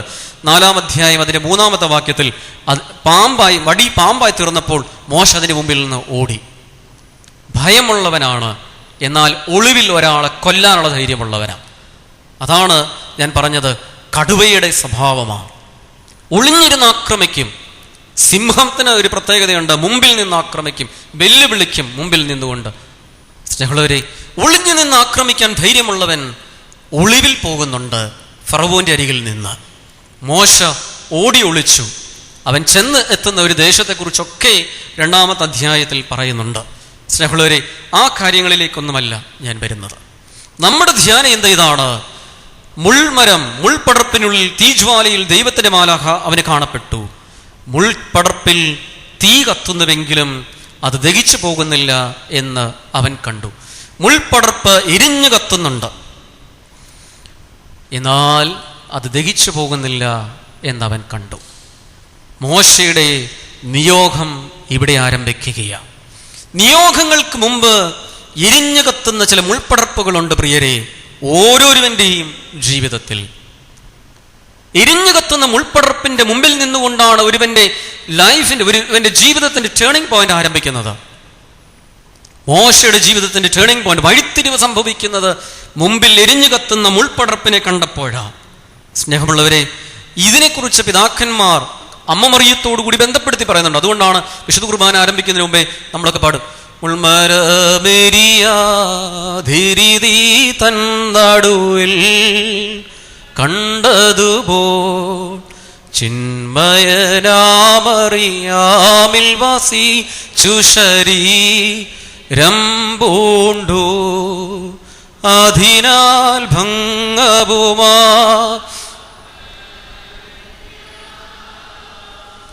വ്രതമുദ്രയ്ക്കുണ്ടായില്ല. മുൾമരമെരിയുന്നത് കണ്ടു. അതേപോലെ ഇരിഞ്ഞു പ്രകാശിച്ച ഒരു സാധുശ്രീയുണ്ട്, അമ്മ മറിയ. മുൾമരം ദഹിച്ചു പോകാത്തതുപോലെ ആ സാധുശ്രീയുടെ കന്യാത്വത്തിന് യാതൊരു ഭംഗവും വന്നിരുന്നില്ല എന്ന് പിതാക്കന്മാർ എഴുതി വെക്കുക. സ്നേഹമുള്ളവരെ, നിയോഗങ്ങൾക്ക് മുമ്പ് എരിഞ്ഞു കത്തുന്ന മുൾപ്പടർപ്പുണ്ടെന്നുള്ള സൂചന ഇവിടെ നിന്ന് ആരംഭിക്കുകയാണ്. മോശ എരിഞ്ഞു കത്തുന്ന മുൾപ്പടർപ്പ് കണ്ടപ്പോൾ അവൻ അതിലേക്ക് സൂക്ഷിച്ചു നോക്കി. അവൻ അതിലേക്ക് സൂക്ഷിച്ചു നോക്കിയപ്പോൾ ഉടനെ തന്നെ തുടർന്ന് വചനത്തിൽ, അതായത് 5-ാമത്തെ വാക്യത്തിൽ ഇപ്രകാരം പറയുന്നുണ്ട്, നീ ഇങ്ങോട്ടേക്ക് അടുക്കരുത്. മുൾപ്പടർപ്പിൽ നിന്ന് ശബ്ദം കേൾക്കുകയാ, നീ ഇങ്ങോട്ടേക്ക് അടുക്കരുത്. മോശ വലിയ കാര്യത്തിൽ നോക്കിയപ്പം മുൾപ്പടർപ്പ് എരിഞ്ഞു കത്തുന്നു, ദഹിച്ചു പോകുന്നില്ല. എന്തായിരിക്കും കാരണമെന്നറിയാൻ അടുത്തോട്ട് പോയപ്പോൾ ഉടനെ തന്നെ അവന് ശബ്ദം കേൾക്കുക, ടേക്ക് ഓഫ് യുവർ സാൻഡൽസ്, നിന്റെ ചെരുപ്പ് അഴിക്ക, for the place on which you are standing is holy land. നീ നിൽക്കുന്ന സ്ഥലം വിശുദ്ധമാ, ചെരിപ്പൂരി കളയ. എന്നാൽ ഇതേ തമ്പുരാൻ തന്നെ ഇങ്ങോട്ടേക്ക് അടുക്കരുതെന്ന് പറഞ്ഞ കർത്താവ്, അതായത് പുറപ്പാട് പുസ്തകം 3-ാമത്തെ അധ്യായം 5-ാമത്തെ വാക്യത്തിൽ മോശയോട് കർത്താവ് പറയുന്നത് ഇങ്ങോട്ട് അടുക്കരുത്. എന്നാൽ 10-ാമത്തെ വാക്യത്തിൽ പറയുക, ഇങ്ങോട്ട് കയറി വരിക, ഇങ്ങോട്ട് അടുത്ത് വരിക. ഈ 5 വാക്യങ്ങൾക്കിടയിൽ എന്താ സംഭവിച്ചത്? മോശയോട് ആദ്യം കർത്താവ് പറഞ്ഞു, നീ ഇങ്ങോട്ട് അടുക്കുകയരുത്, വിശുദ്ധമായ സ്ഥലമാണ്, നിനക്കങ്ങനെ നിൽക്കാൻ യോഗ്യതയില്ല. എന്നാൽ അതേ കർത്താവ് പറയുന്നു 10-ാമത്തെ വാക്യത്തിൽ പറയുക, നീ ഇങ്ങോട്ടേക്ക് അടുത്തു വാ, കയറി വാ. സ്നേഹമുള്ളവരെ, ഈ വാക്യങ്ങൾക്കിടയിൽ എന്ത് സംഭവിച്ചു എന്നുള്ളത് തിരുവചനം വായിക്കുമ്പോൾ നമുക്ക് വളരെ വ്യക്തമായിട്ട് മനസ്സിലാക്കാൻ കഴിയും. കർത്താവ് പറയുക, ദേ എൻ്റെ ജനത്തിന്റെ അടിമത്തം ഞാൻ കണ്ടു, അവരുടെ നിലവിളി ഞാൻ കേട്ടു. പീഡനം അനുഭവിക്കുന്ന ഒരു ജനസമൂഹത്തിന്റെ വേദനയും കണ്ണീരും നിലവിളിയും എൻ്റെ കണ്ണുകൾക്ക് കാണാനായിട്ട് കഴിയുന്നുണ്ട്, എൻ്റെ ചെവികൾക്ക് കേൾക്കാൻ കഴിയുന്നുണ്ട്, എൻ്റെ ഹൃദയത്തിന് ഗ്രഹിക്കാൻ കഴിയുന്നുണ്ട്. നിനക്ക് കഴിയുന്നില്ലേ? ആട് മേയിച്ച് നടക്കുന്നവനെ, കൊട്ടാരത്തിൽ സുഖവാസം നടത്തിയവനെ, ഒളിച്ചോടിപ്പോയവനെ നീ അറിയുന്നില്ലേ? പീഡനം അനുഭവിക്കുന്ന ഒരു ജനസമൂഹത്തിന്റെ, നിന്റെ തന്നെ ചാർച്ചക്കാരായ ഒരു ജനസമൂഹത്തിന്റെ കണ്ണീരും വേദനയും നീ അറിയുന്നില്ലേ? ഭൂകർത്താവെ അറിയുന്നുണ്ട്. അന്നാ കയറി വാ. തുടർന്ന് 10-ാമത്തെ വാക്യത്തിൽ പറയുന്നത്, കയറി വാ, നീ ഇങ്ങോട്ട് അടുത്തു വാ. സ്നേഹമുള്ളവരെ, ദൈവത്തിന്റെ അരികിലെത്താനുള്ള യോഗ്യതകളുടെ പ്രധാനപ്പെട്ട ഒരെണ്ണമാണ് അവരന്റെ വേദനകളുടെ, നൊമ്പരങ്ങളുടെ, കണ്ണുനീരിന്റെ, യാതനകളുടെ, ത്യാഗത്തിന്റെ ഒക്കെയും വിലയറിയണം പ്രിയരെ. പീഡനം അനുഭവിക്കുന്ന ഒരു ജനസമൂഹത്തിന് മേൽ കരളലിയണം. മനസ്സുകൊണ്ട് അവരെ സ്നേഹിക്കണം, കഴിയുമെങ്കിൽ സഹായിക്കണം, സഹായത്തിന്റെ കരങ്ങൾ നീട്ടണം. നോമ്പുകാലത്ത് ഉപവസിക്കുന്നവൻ ഇല്ലാത്തവന് കൊടുക്കട്ടെ എന്ന് പറയുന്നതിൻ്റെ ഒക്കെ പൊരുൾ ഇത് തന്നെയാണ്. ഒരു നേരം ഉപവസിച്ചത് കൊണ്ട് മാത്രമാകുന്നില്ല, ഉപവസിക്കുന്നവൻ ആ നേരത്തെ ഭക്ഷണം കൊണ്ട് ഈ പാവപ്പെട്ടവന് കൊടുക്കണമെന്ന് പറയുന്നതും പഠിപ്പിക്കുന്നതിൻ്റെയും കാരണം അതാ.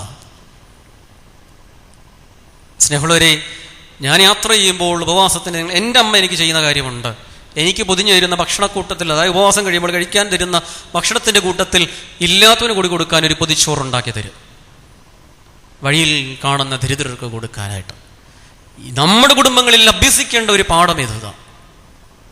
മോശയോട് ഇങ്ങോട്ടൊക്കെ കയറി വരരുത്, അടുക്കരുതെന്ന് പറഞ്ഞ കർത്താവ് പീഡിതരുടെ വേദനകളെ നൊമ്പരങ്ങളെയും വളരെ വ്യക്തമായി കാണിച്ചു കൊടുത്തതിന് ശേഷം പറയുക, ഇനി നീ ഇങ്ങോട്ട് വാ. ദൈവത്തിന്റെ അരികിലേക്ക് വരാൻ യോഗ്യത ലഭിക്കുന്നത് എങ്ങനെയാണ് പ്രിയരെ? അവരൻ്റെ നൊമ്പരങ്ങളെ തിരിച്ചറിയാനായിട്ട് പഠിക്കണം. നിയോഗം ലഭിച്ചവൻ്റെ ആത്മീയ വളർച്ചയുടെ 4 തലങ്ങളാണ് ഇവിടെ നാം കാണാൻ പോകുന്നത്. നിയോഗം ലഭിച്ചവൻ്റെ ആത്മീയ വളർച്ചയുടെ 4 തലങ്ങൾ. സ്നേഹിതരെ, ഒന്നാമത്തേതാണ് ഞാൻ പറഞ്ഞ പുറപ്പാട് പുസ്തകം 3-ാമത്തെ അധ്യായം 5-ാമത്തെ വാക്യം, ഇങ്ങോട്ടടുക്കരുത്. ദൈവത്തിൻ്റെ മുമ്പിൽ അങ്ങ് ചാടിക്കയറിപ്പോരുത്. കയറുന്നതിന് മുമ്പ് ഒരു സ്വയം പരിശോധനയ്ക്കുള്ള ആവശ്യമുണ്ട്. ഒന്നാമത്തെ തലം ഇതാണ്, സ്വയം പരിശോധന നടത്തണം. അതിനാണ് കുമ്പസാരത്തിന് മുമ്പ് സ്വയം പരിശോധന നടത്തിയിട്ട് മാത്രമേ കുമ്പസാരിക്കാൻ വരാവൂ എന്ന് പിതാക്കന്മാർ പഠിപ്പിക്കുന്നതിൻ്റെ കാരണവും അത് തന്നെയാണ്. സ്വയാവബോധമുണ്ടാകണം, സ്വയം പരിശോധന നടത്തണം. ഓരോരുവരും അവനവൻ ചെയ്തു പോയ തിന്മകളെക്കുറിച്ച്, തെറ്റുകളെക്കുറിച്ച് വ്യക്തമായ ബോധ്യമുണ്ടായിരിക്കണം. സ്വയാവബോധത്തിനോടൊപ്പം തന്നെ നമ്മുടെ പ്രിയപ്പെട്ടവരെ കുറിച്ചുള്ള കരുതലിൻ്റെ കരങ്ങൾ കൂടി നീട്ടണം. കുരിശിൻ്റെ ആധ്യാത്മികത തന്നെ അത് തന്നെയാണ് പ്രിയരെ നമ്മെ പഠിപ്പിക്കുന്നത്. അബ്രഹാം ലോത്തും തമ്മിൽ ചെറിയൊരു പിരിവിൻ്റെ സമയം വരുന്നുണ്ട്. അതായത് സഹോദരങ്ങൾ തമ്മിൽ പ്രശ്നമില്ല, എന്നാൽ അവരുടെ ഭൃത്യന്മാർ തമ്മിൽ പ്രശ്നമുണ്ടായപ്പോൾ അബ്രഹാം ലോത്തിനെ വിളിച്ചിട്ട് പറയുന്നുണ്ട്, നീ ഒരു കാര്യം ചെയ്യ, നീ എങ്ങോട്ടേക്ക് വേണമെന്നുണ്ടെങ്കിലും നീ പോയിക്കോ, നിനക്ക് ഇഷ്ടമുള്ള സ്ഥലം നീ എടുത്തു, നീ കാണുന്നതെല്ലാം നിനക്കുള്ളതാ, നീ എടുത്തോ. ലോത്ത് ഏറ്റവും ഫലഭൂഷ്ടമായ സ്ഥലങ്ങളെല്ലാം കണ്ടിട്ട് അവനത് എടുത്തു കൂട്ടുന്നുണ്ട്. എന്നാൽ അബ്രഹാം എന്തു ചെയ്യുന്നു എന്നാണ് തിരുവചനത്തിൽ കാണുന്നത്. ഉൽപ്പത്തി പുസ്തകം 13-ാമത്തെ അധ്യായം അതിൻ്റെ 17-ാമത്തെ വാക്യം. അബ്രഹാമും ലോത്തും പിരിയുന്ന സമയത്ത് ദൈവം അബ്രഹാമിനോട് പറയുക, എഴുന്നേറ്റ് ദേശത്ത് നെടുകയും കുറുകയും നടക്കുക, എന്തെന്നാൽ അത് ഞാൻ നിനക്ക് തരും. എഴുന്നേറ്റ് ദേശത്തിൻ്റെ നെടുകയും കുറുകയും നടക്കുക, എന്തെന്നാൽ അത് ഞാൻ നിനക്ക് തരും. 12-ാമത്തെ വാക്യത്തിൽ ലോത്ത് കിഴക്കോട്ട് യാത്രയായി, ഒരു വശത്തേക്ക് മാത്രം യാത്രയായി. ആ സഹോദരങ്ങൾ തമ്മിൽ പിരിഞ്ഞുവെന്ന് തിരുവചനം പറയുന്നു. എന്നാൽ അവസാനത്തിൽ പറയുക, അബ്രഹാമിനോട് യഹോവയായ ദൈവം പറയുന്നു, നെടുകയും കുറുകയും നടക്ക്, നെടുകയും കുറുകയും നടക്ക്, കുരിശാകൃതിയിൽ നടക്ക്, ദേശം മുഴുവൻ നിന്റേതാക്കി തരും. എന്താണത്? ലോത്ത് ഒരു വശത്തേക്ക് മാത്രം പോയി, നെടുക മാത്രം പോയി. അബ്രഹാമിനോട് പറയാ, നെടുകയും കുറുകയും നടക്കണം. സ്നേഹമുള്ളവരെ, ദൈവത്തോടുള്ള ബന്ധം മാത്രം ശരിയാക്കാനുള്ളവരല്ല നാം. കുരിശിന്റെ ആധ്യാത്മികത പഠിപ്പിക്കുന്നതിനെ അതാ. മുകളിൽ നിന്ന് താഴേക്കും വശങ്ങളിലേക്കുമുള്ള 2 വരകൾ ഒരുമിച്ച് ചേരുന്നതാണ് യഥാർത്ഥത്തിൽ കുരിശിന്റെ ആധ്യാത്മികത നമ്മെ പഠിപ്പിക്കുന്നത്. സ്നേഹമുള്ളവരെ, ദൈവവുമായിട്ടുള്ള ബന്ധം മാത്രം നേരെയായാൽ പോരാ, കുറുകെ കൂടി നടക്കണം. സഹോദരങ്ങളിലേക്ക് കൂടി വിരിച്ചു പിടിച്ചിരിക്കുന്ന കരങ്ങളുണ്ടാകണം, സഹോദരങ്ങളിലേക്ക് കൂടി എത്തിച്ചേരുന്ന കരങ്ങളുണ്ടാകണം. സഹായത്തിൻ്റെ, കരുതലിൻ്റെ, സാന്ത്വനത്തിൻ്റെ കരങ്ങൾ നീട്ടണം. അങ്ങനെ നീട്ടുമ്പോൾ ദേശം മുഴുവൻ നിനക്കിരിക്കും, സമൃദ്ധിയ മുഴുവൻ ഞാൻ നിനക്ക് തരും. ഫലപുഷ്ടമായ മണ്ണ് ലോത്തെടുത്തിട്ടുണ്ടാകാം, സാരമില്ല. എപ്പോൾ നീ നിന്റെ സഹോദരങ്ങളിലേക്ക് കരങ്ങൾ വിരിച്ചു പിടിക്കുന്നോ അപ്പോൾ നിന്നിലേക്ക് അനുഗ്രഹത്തിൻ്റെ ചാലുകൾ ഒഴുകുമെന്ന കർത്താവ് അബ്രഹാമിലൂടെ പറയുന്നത്. നെടുകയും കുറുകയും നടക്ക്, ദേശം മുഴുവൻ ഞാൻ നിനക്ക് തരും. സ്നേഹമുള്ളവരെ, പലപ്പോഴും നാളുകളായി പ്രാർത്ഥിച്ചിട്ടും ദാരിദ്ര്യ ദുഃഖവും കടങ്ങളും മാറുന്നില്ല, രോഗങ്ങൾ മാറുന്നില്ല, കുടുംബത്തിലെ പ്രയാസങ്ങളും മാറുന്നില്ലെന്ന് പറഞ്ഞ് സങ്കടപ്പെടുന്ന ഒത്തിരി പേരുണ്ട് നമ്മുടെയൊക്കെ ഇടയിൽ. കാരണങ്ങൾ അന്വേഷിക്കുമ്പോൾ ദൈവത്തിൻ്റെ ആത്മാവ് വെളിപ്പെടുത്തി തരുന്നുണ്ട്. നീ പ്രാർത്ഥിക്കുന്നൊക്കെയുണ്ട്, കൊള്ളാം. ദൈവവുമായിട്ടുള്ള നിന്റെ ബന്ധമൊക്കെ ശരിയാ. ഞായറാഴ്ചകളിൽ പള്ളിയിൽ പോകുന്നുണ്ട്, കുർബാനയെ സംബന്ധിക്കുന്നുണ്ട്, കുർബാന സ്വീകരിക്കുന്നുണ്ട്, നൊയമ്പ് നോക്കുന്നുണ്ട്, ഉപവസിക്കുന്നുണ്ട്, എല്ലാം ശരിയാ. പക്ഷെ കുറുകെ നടന്നു, വശങ്ങളിലേക്ക് സഹോദരങ്ങളിലേക്ക് കരം പിരിച്ചിട്ടുണ്ടോ? എവിടെയൊക്കെ നമ്മുടെ ബന്ധങ്ങളിൽ പാളിച്ചകൾ വന്നിട്ടുണ്ട്? എവിടെയാണ് കുടുംബ ബന്ധങ്ങളിൽ പരസ്പരം ഒന്ന് കാണുമ്പോൾ ചിരിക്കുവാൻ പോലും കഴിയാതെ, പരസ്പരം ഒന്ന് സ്നേഹം പങ്കിടുവാൻ കഴിയാതെ, പരസ്പരം ഒന്ന് സ്നേഹം അന്വേഷിക്കുവാൻ കഴിയാതെ, കരുതുവാൻ കഴിയാതെ, സാന്ത്വനിപ്പിക്കാൻ കഴിയാതെ എത്രയോ കുടുംബങ്ങളാ പ്രിയരെ ശിഥിലമായിക്കൊണ്ടിരിക്കുന്നത്. കുമ്പസാരിക്കുമ്പോൾ സ്വയം പരിശോധന നടത്തണമെന്ന് പറയുമ്പോൾ ഇതൊക്കെ കണ്ടെത്തണം, ഇതെല്ലാം കണ്ടെത്തേണ്ടിയിരിക്കുന്നത്. അതുകൊണ്ടാണ് വിശുദ്ധ മത്തായി എഴുതിയ സുവിശേഷം 5-ാമത്തെ അധ്യായം അതിന്റെ 23-ാമത്തെ വാക്യത്തിൽ കർത്താവ് പറയുന്നത്, നീ ബലിയർപ്പിക്കാൻ വരുമ്പോൾ ആർക്കെങ്കിലും നിന്നോട് എന്തെങ്കിലും വിരോധമുണ്ടെന്ന് നിനക്ക് തോന്നിയാൽ നീ ബലിവസ്തു വയ്ക്ക്, മുന്നമേ പോയി നിരപ്പാകുക, അതിനുശേഷം വന്ന് ബലിയർപ്പിക്കുക. ഞാൻ ഉൾപ്പെടെയുള്ള സമൂഹത്തിന് പ്രയാസം അനുഭവിക്കുന്ന അല്ലെങ്കിൽ പ്രയാസം തരുന്ന ഒരു വാക്യമാണ്, വെല്ലുവിളി തരുന്ന ഒരു വാക്യമാണിത്. എത്ര പേർക്ക് കഴിയും പൂർണ്ണ ഹൃദയത്തോടെ ഈ വാക്യത്തെ പാലിക്കുവാൻ അല്ലെങ്കിൽ വിധേയപ്പെടുവാൻ, അനുസരിക്കുവാൻ എത്ര പേർക്ക് കഴിയും? കഴിയണമെന്നുള്ള പാഠമാണ് നോമ്പുകാലം നൽകുന്നത്. സ്നേഹിതരെ, നമ്മുടെയൊക്കെയും പല കുടുംബങ്ങളുടെയും ബന്ധനങ്ങളുടെ കാരണം ഇപ്രകാരം സഹോദരങ്ങളോടുള്ള വൈരാഗ്യവും അല്ലെങ്കിൽ വെറുപ്പും വിദ്വേഷവുമാണ്. ഒരു ചെറിയ സ്ഥലത്തിന് വേണ്ടിയുള്ള അതിർത്തി തർക്കം എത്രയോ കുടുംബങ്ങളെ ശിഥിലമാക്കിയിട്ടുണ്ട്. സ്വത്ത് വിഭാഗിച്ചപ്പോൾ കൂടുതൽ കിട്ടി, കുറവ് കിട്ടി എന്നുള്ളതിനെ ചൊല്ലി എത്ര കുടുംബങ്ങൾ പിരിഞ്ഞു പോയിട്ടുണ്ട്. സഹോദരങ്ങൾ പരസ്പരം കണ്ടാൽ പോലും ഒന്ന് തിരിഞ്ഞു നോക്കാത്ത എത്ര കുടുംബങ്ങളുണ്ട്, സഹകരിക്കാത്ത എത്ര കുടുംബങ്ങളുണ്ട്. എന്തൊക്കെ നേടി നിറഞ്ഞാലും ആത്മാവിനെ നഷ്ടപ്പെടുത്തിയാൽ എന്ത് ഫലം പ്രിയരെ? ലോത്ത് ഒരു വശത്തേക്ക് മാത്രം നടന്നു, കിഴക്കോട്ട് മാത്രം നടന്നു. അവൻ ഫലപുഷ്ടമായ മണ്ണൊക്കെ അവൻ എടുക്കാനായിട്ട് ആഗ്രഹിച്ചു. പക്ഷെ ഒരു വശത്തേക്ക് മാത്രം നടന്നാൽ ദൈവവുമായിട്ടുള്ള ബന്ധമൊക്കെ ശരിയാണ്, അതൊക്കെ കർത്താവ് സമ്മതിക്കുന്നുണ്ട്. പക്ഷെ അത് മാത്രം പോരാ. അത് മാത്രമായിരിക്കുന്നവന് മുകളിൽ നിന്ന് അഗ്നി ഇറങ്ങി നശിപ്പിച്ചു കളയും. ലോത്ത് തെരഞ്ഞെടുത്ത മണ്ണ് മുഴുവൻ ചാരമായി പോയി. ഭാര്യ ഉപ്പുതൂണായി മാറി, മണ്ണിലേക്ക് തന്നെ അവൾ ലയിച്ചു പോവുകയാണ്. ഒരു വശത്തേക്ക് മാത്രമുള്ള വഴികൾ ശരിയാക്കുകയും ദൈവവുമായിട്ടുള്ള ബന്ധം മാത്രം നേരെയാക്കാൻ പരിശ്രമിക്കുകയും ചെയ്താൽ പോരാ എന്ന് ലോത്ത് പഠിപ്പിക്കുന്നു.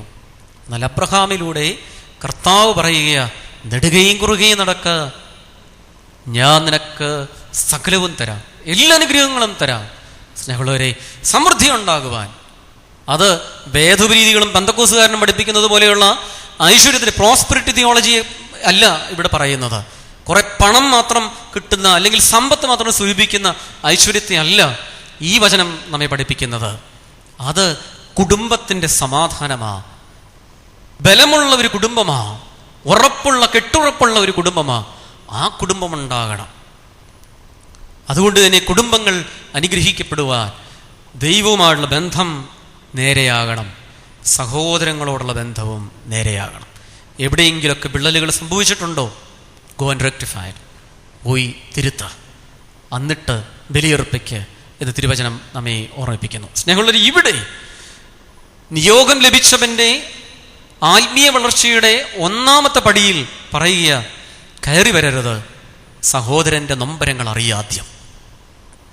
എല്ലാം അറിഞ്ഞു കഴിഞ്ഞപ്പോൾ, മോശയ്ക്ക് വ്യക്തമായി ബോധ്യപ്പെട്ടപ്പോൾ, രണ്ടാമത്തെ പടിയായി 3-ാമത്തെ അധ്യായം 10-ാമത്തെ വാക്യത്തിൽ പറയുക, നീ ഇപ്പോൾ അടുത്ത് വരിക, ദൈവത്തിൻ്റെ അരികിലേക്ക് ചെല്ല, ദൈവത്തിൻ്റെ അരികിലേക്ക് ചെല്ല. ചെല്ലുന്ന ശേഷം അതിൻ്റെ പൂർത്തീകരണം അല്ലെങ്കിൽ പൂർത്തീകരണത്തിലേക്ക് ചെല്ലുവാൻ സഹായിക്കുന്ന ഒരു പടി കൂടി കാണിച്ചു തരികയാണ്. പുറപ്പാട് പുസ്തകം 4-ാമത്തെ അധ്യായം അതിൻ്റെ 28-ാമത്തെ വാക്യം. അതിൽ ഇപ്രകാരം കാണാം, കർത്താവ് ദൈവത്തിൻ്റെ പർവ്വതമായ ഹോറബിൽ വെച്ച് അവനെ എതിരേറ്റു, ചുംബിച്ചു. അഹ്റോനെ കുറിച്ചാണ് പറയുന്നത്. കർത്താവിൻ്റെ സകല വാക്കുകളും തന്നെ അയച്ചതും താൻ ചെയ്യണമെന്ന് കൽപ്പിച്ച സകല അടയാളങ്ങളും മോശ അഹ്റോനെ അറിയിച്ചു. അറിവുകൾ പങ്കിട്ട് കൊടുക്കാനുള്ളതാണ് പ്രിയരെ, അറിവുകൾ പങ്കിട്ട് കൊടുക്കാനുള്ളതാണ്. കെട്ടിക്കിടക്കുന്ന വെള്ളം ചീത്തയാകും. അത് വിദ്യാഭ്യാസപരമായിട്ടുള്ള അറിവാകട്ടെ, ആത്മീയതയാകട്ടെ, എന്ത് തന്നെയാകട്ടെ, കെട്ടിക്കിടന്നാൽ അത് ചീത്തയാകും. അതുകൊണ്ട് ചാലുകൾ കയറി വശങ്ങളിലേക്കൊക്കെ ഒഴുകി ഇറങ്ങണം. ഉറവ വീണ്ടും വീണ്ടും പൊട്ടിപ്പുറപ്പെടും. അഹ്റോനെ കണ്ടുകൊണ്ട് മോശ പരസ്പരം കെട്ടിപ്പിടിച്ച് ചുംബിച്ചു. പരസ്പരം കെട്ടിപ്പിടിച്ച് ചുംബിച്ചതിന് ശേഷം തിരുവചനത്തിൽ പറയാം, കർത്താവിൻ്റെ സകല വാക്കുകളും തന്നെ അയച്ചതും താൻ ചെയ്യണമെന്ന് കൽപ്പിച്ചതൊക്കെ അവിടെ പറയുക. സ്നേഹമുള്ളവരെ, സഹോദരങ്ങളെ എതിരേറ്റ് അവരെ വാരിപ്പിണർന്ന് ചുംബിച്ച് മൂന്നാമത്തെ പടിയിലേക്ക് മോശ ഉയരുകയാണ്. ഒന്നാമത്തെ തലത്തിൽ തൻ്റെ കുറവുകളെ അവൻ തിരിച്ചറിഞ്ഞു. രണ്ടാമത്തെ തലത്തിൽ അവൻ ദൈവത്തിൻ്റെ അരികിലേക്ക് കുറച്ചുകൂടി എത്തി. മൂന്നാമത്തെ തലം അവൻ സഹോദരനെ കൂടി ദൈവത്തിൻ്റെ പർവ്വതമായ ഹോറബിൽ വെച്ചാണ് എതിരേറ്റത്, മറ്റെങ്ങുമല്ല. എന്ന് പറഞ്ഞാൽ ദേവാലയങ്ങൾ പണിതുണ്ടാക്കേണ്ടത് വെറും കല്ലുകൾ കൂട്ടിവെച്ചല്ല, കരങ്ങൾ കൂട്ടിവെച്ചാണ്, ഹൃദയങ്ങൾ ചേർത്ത് വെച്ചാണെന്ന് മോശ പഠിപ്പിക്കുക. ദൈവത്തിൻ്റെ പർവ്വതത്തിൽ ദൈവത്തെ ആരാധിക്കാൻ നിൽക്കേണ്ടത് സഹോദരങ്ങളോടൊത്ത. അതുകൊണ്ടാണ് അന്യോന്യം ശ്ലോമോ നൽകുവിൻ എന്ന് പറഞ്ഞ ഗാനമൊക്കെ പാടുന്നത്, പരസ്പരം ചുംബിക്കണമെന്ന് പറഞ്ഞുകൊണ്ട് പാടുന്നത്. സഹോദര സ്നേഹത്തോടുകൂടി വാരിപ്പിണരുവാൻ മോശയ്ക്കും അഹ്റോനും കഴിഞ്ഞു. എത്ര കുടുംബങ്ങൾ കുഞ്ഞുനാളിലൊക്കെ കുഞ്ഞുങ്ങൾ പരസ്പരമൊക്കെ വേണേൽ ഒരു പക്ഷേ സഹോദരങ്ങൾ കെട്ടിപ്പിടിച്ചമ്പ് കൊടുക്കും. വളർന്നു കഴിഞ്ഞതിന് ശേഷം എത്ര പേർ ഒന്ന് പരസ്പരം ഒന്ന് കൈ കൊടുക്കാൻ പോലും ശ്രമിക്കുന്നുണ്ട്. മക്കൾ വളർന്നു കഴിഞ്ഞാൽ എത്ര മാതാപിതാക്കൾ അവരുടെ നെറുകിൽ കൈവച്ച് അനുഗ്രഹിക്കുന്നവരുണ്ട്. യാത്ര പുറപ്പെടുമ്പോൾ തിരിച്ചു വന്ന് കയറുമ്പോൾ മാതാപിതാക്കൾ അനുഗ്രഹം വാങ്ങിക്കുന്ന എത്ര കുഞ്ഞുങ്ങൾ, എത്ര മക്കളുള്ള കുടുംബങ്ങൾ നമുക്കുണ്ട്. സ്നേഹമുള്ളവരെ, പരസ്പരം ചുംബിക്കുന്നതിലൂടെ, പരസ്പരം വാരിപ്പണരുന്നതിലൂടെ, അല്ലെങ്കിൽ ഈ വചനം ഓർമ്മിപ്പിക്കുന്നത് തന്നോട് ചേർത്ത് നിർത്തിയെന്ന അവരനെ ഹൃദയത്തോട് ചേർത്ത് നിർത്താൻ കഴിയണം. പ്രിയരെ, നമ്മുടെ ഹൃദയത്തോട്, നമ്മുടെ മാറോട് ചേർത്ത് നിർത്തണം നമ്മുടെ പ്രിയപ്പെട്ടവരെ. അപ്പോൾ എന്ത് സംഭവിക്കും?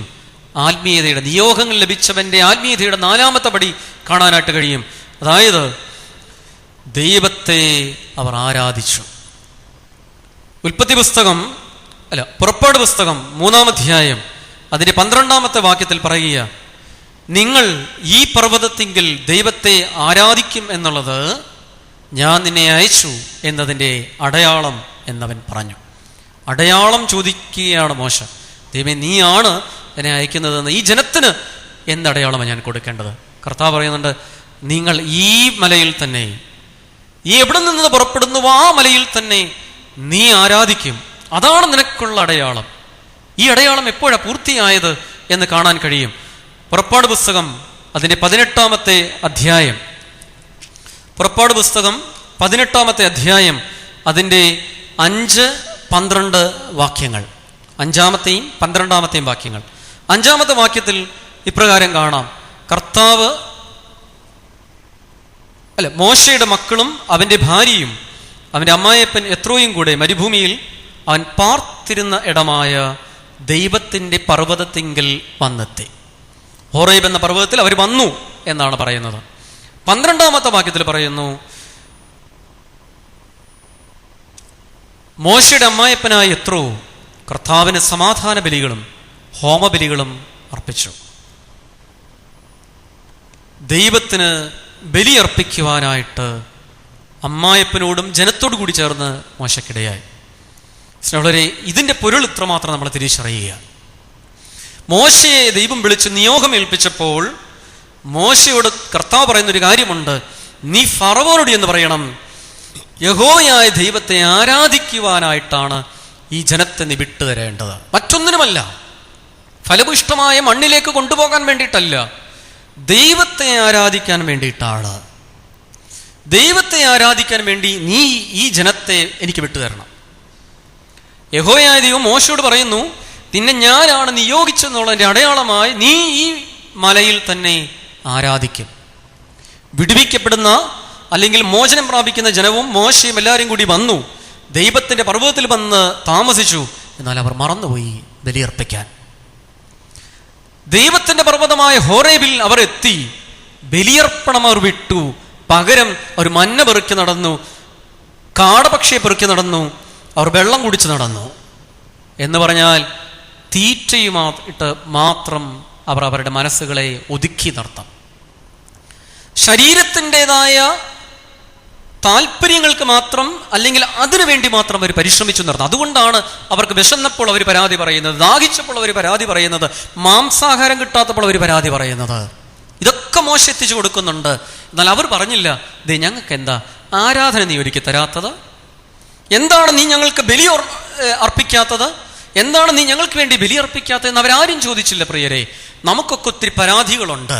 അച്ഛന്മാര് കുറിച്ച് സാധാരണയായിട്ട് ഇടവചനങ്ങളൊക്കെ പറയുന്ന ഒരു പരാതി, അച്ഛൻ ഞങ്ങൾ അസുഖമില്ലാതിരുന്നപ്പോൾ വന്ന് കണ്ടില്ല, വീട്ടിലെ കാര്യങ്ങൾക്കെല്ലാം വിളിച്ചപ്പോൾ വന്ന് കണ്ടില്ല. എന്നാൽ ഒരിക്കൽ പോലും പറയത്തില്ല, ഞങ്ങൾ കുർബാനയ്ക്കൊക്കെ പോകാണ്ടിരുന്നു, അച്ഛന് ഞങ്ങളെ അന്വേഷിച്ചില്ല. കുർബാനയ്ക്ക് പോകാത്തത് നമുക്കൊന്നും ഒരു പരാതിയേ അല്ല. കുർബാനയിൽ സംബന്ധിക്കാത്തത് നമുക്കൊന്നും ഒരു പരാതിയല്ല. നമ്മുടെ വ്യക്തിപരമായ ആവശ്യങ്ങളെല്ലാം അച്ഛന്മാർ നടത്തി തന്നോണം. അല്ലെങ്കിൽ അച്ഛന്മാരെ നമ്മൾ കുറ്റം പറയും. അച്ഛന്മാരെ കുറിച്ച് എന്ത് വേണേലും നമ്മൾ പറഞ്ഞുണ്ടാക്കും. പക്ഷെ നമ്മൾ ആത്മീയ കാര്യങ്ങളിൽ പങ്കെടുക്കുന്നുണ്ടെന്നുള്ള ചോദ്യത്തിന് ഉത്തരം കണ്ടെത്തണം. എത്ര പേർ തീക്ഷ്ണമായ ബലിയിൽ സംബന്ധിക്കുന്നുണ്ട്? എത്ര പേർ തീക്ഷ്ണതയോടുകൂടി കുർബാനയുടെ ആദ്യോടൊന്ന് സംബന്ധിക്കുന്നുണ്ട്? എത്ര പേർ കുർബാനയുടെ ഇടയ്ക്ക് ഓടി വന്ന് ഊസയെ പ്രാപിച്ച് കുർബാന അനുഭവിക്കുന്നവരാണ്? നല്ലൊരു ശതമാനവും ഒരുക്കമില്ലാതെ. സ്നേഹമുള്ളവരെ, ജനം മുഴുവൻ അവരുടെ ശരീരത്തിൻ്റെ വിശപ്പും ദാഹവും മാത്രം തീർക്കാനായിട്ട് പരിശ്രമിച്ചിരുന്നു. ബലിയർപ്പിക്കാൻ മറന്നുപോയി. ഓർമ്മപ്പെടുത്താൻ മോശയുടെ അമ്മായപ്പൻ അവിടെ എത്തിച്ചേരുക, എത്തിച്ചേരുക. എന്നിട്ട് മോശയും എല്ലാവരും ഒരുമിച്ച് നിർത്തി പറഞ്ഞു, നമുക്ക് ദൈവത്തെ ആരാധിക്കാം. Let us worship our God. ദൈവത്തെ നമുക്ക് ഒരുമിച്ച് ആരാധിക്കാം. ഒരുമിച്ച് ആരാധിച്ചു. സ്നേഹമുള്ളവരെ, ആരാധന സമൂഹമായി മാറണമെന്നുള്ള പാഠം ഇവിടെ നമുക്ക് തരിക. ദൈവം നമ്മെ കൈപിടിച്ച് വിടുവിക്കുന്നത് അല്ലെങ്കിൽ നയിക്കുന്നത് തിന്ന് സുഖിക്കാനല്ല പ്രിയരെ. പലർക്കും തിന്ന് സുഖിക്കാനാണ് ദൈവത്തെ വേണ്ടത്, അല്ലെങ്കിൽ സമൃദ്ധിക്ക് വേണ്ടിയിട്ടാണ്, ഐശ്വര്യത്തിന് വേണ്ടിയിട്ടാണ് ദൈവത്തെ വേണ്ടത്. ആരാധിക്കാൻ പലരും മറന്നു പോകുന്നുണ്ട്. പലർക്കും കുർബാനയെക്കാളും പ്രധാനം തിരുവചന ശുശ്രൂഷകൾ മാത്രമാണ്. അതുകൊണ്ട് തന്നെയാണ് ഈ വേദോപരീതികൾ പലപ്പോഴും പറയും, ആത്മാവിൻ്റെ ദാഹം തീർക്കാൻ വേണ്ടിയിട്ട് ഓടുന്നതാ. ആത്മാവിൻ്റെ ദാഹം തീർക്കാൻ. പക്ഷെ സ്നേഹമുള്ളവരെ, ആത്മാവിൻ്റെ ദാഹം തീർക്കേണ്ടതും അല്ലെങ്കിൽ ആത്മാവിൻ്റെ വിശപ്പ് തീർക്കേണ്ടതും എങ്ങനെയാണെന്ന് ക്രിസ്തു പഠിപ്പിക്കുന്നുണ്ട്. ശരീരരക്തങ്ങൾ അനുഭവിക്കണം. അവന് വിശക്കില്ല, അവന് ദാഹിക്കില്ല. ഏതവന്? വിശുദ്ധ കുർബാന അനുഭവിക്കുന്നവന്. വചനം മാത്രം കേട്ടാൽ പോരാ. ഇന്ന് പല സെക്റ്റുകളും പെന്തക്കോസ്ത് ഗ്രൂപ്പുകളും അല്ലെങ്കിൽ റിവൈവൽ ഫെലോഷിപ്പ് ഗ്രൂപ്പുകളും ഒക്കെ ഓടി നടക്കുന്നത് വചനം കേൾക്കാൻ മാത്രമാണ്. കുർബാനയിലേക്ക്, ബലിയിലേക്ക്, ആരാധനയിലേക്ക് എത്തിച്ചേരുന്നില്ല. അടിസ്ഥാനപരമായി നമ്മുടെ നിയോഗം ആരാധന സമൂഹമായി നിൽക്കാനായിട്ടാ. ആരാധിക്കുന്നൊരു സമൂഹമായി മാറണമെന്ന് തിരുവചനം പഠിപ്പിക്കുന്നുണ്ട്. തിന്ന് സുഖിക്കാൻ നടക്കരുത് പ്രിയരെ. അതിന് മാത്രം ദൈവത്തെ തേടരുത്. ഇസ്രായേൽ ജനം അങ്ങനെയാ ദൈവത്തെ തേടിയത്. അപ്പത്തിന് വേണ്ടിയിട്ട്, ഇറച്ചിക്ക് വേണ്ടിയിട്ട്, വെള്ളത്തിന് വേണ്ടിയിട്ട് ഒക്കെ അവർ പിറുപിറുത്തുകൊണ്ടിരുന്നു. എന്നാൽ എത്ര വന്ന് ഓർമ്മിപ്പിക്കുക, ബലിയർപ്പിക്കണം. യഹോവയായ ദൈവം മോശയ്ക്ക് കൊടുത്തൊരു വാക്കുണ്ട്, ഞാനാണ് നിന്നെ അയച്ചതെന്നുള്ളതിന്റെ തെളിവായി നീ ഈ വിശുദ്ധ പർവ്വതത്തിൽ ബലിയർപ്പിച്ചിരിക്കും. അതാണ് ദൈവത്തിന്റെ പദ്ധതി. അത് ദൈവം നടത്തിയിരിക്കും. കാലതാമസം ഉണ്ടാകുമായിരിക്കും, പക്ഷെ ദൈവം നടത്തിയിരിക്കും. ദൈവത്തിന്റെ വാക്കുകൾ നിറവേറുമെന്നർത്ഥം. ദൈവം പറയുന്നുണ്ട്, നിന്നെ അനുഗ്രഹിക്കാൻ കഴിയാത്ത വിധത്തിൽ എൻ്റെ കൈ എന്താ കുറുകിപ്പോയിട്ടുണ്ടോ? ചെവി എന്തേ മന്ദമായിട്ടുണ്ടോ? നീ എന്തിനാ ഇത്ര കടന്ന് ബഹളം വെക്കണത്? പലർക്കും ഹല്ലേലൂയ സ്തോത്രഗീതങ്ങൾ പാടി തുള്ളി ബഹളം വെച്ചാൽ മാത്രമേ ദൈവം കേൾക്കുന്ന പലരുടെയും വിചാരം. ആരാധനയുടെ ഒരു സൗകുമാര്യമുണ്ട്, ഒരു സൗന്ദര്യമുണ്ട് പ്രിയരെ. ആരാധനയുടെ സൗന്ദര്യത്തിൽ ദൈവത്തെ കണ്ടെത്തണം. മോശ കണ്ടെത്തി, മോശയുടെ അമ്മായപ്പൻ കണ്ടെത്തി. അതുകൊണ്ട് തന്നെ മോശയുടെ അമ്മായപ്പൻ കുറച്ചുകൂടി വെളിച്ചമുള്ളവനായിരുന്നു.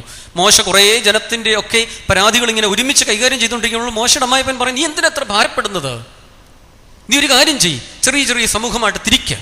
അവർക്ക് ഓരോരുത്തർക്കും ഓരോ നേതാവിനെ കൊടുക്കുക. എന്നിട്ട് ആ നേതാവിൻ്റെ അടുക്കൽ അവർ വന്ന് പറയട്ടെ. എന്നിട്ട് ആ നേതാക്കന്മാർ നിന്റെ അടുക്കൽ വരട്ടെ. അപ്പം നിനക്ക് കുറച്ചുകൂടി എളുപ്പമാകുമല്ലോ നിന്റെ കാര്യങ്ങൾ. വെളിച്ചം കിട്ടി പ്രിയരെ. ആരാധിക്കുന്നവന് വെളിച്ചമുണ്ടാകും. തലയ്ക്കകത്ത് ഇരുട്ട ഇന്ന് പലർക്കും വെളിച്ചമല്ല.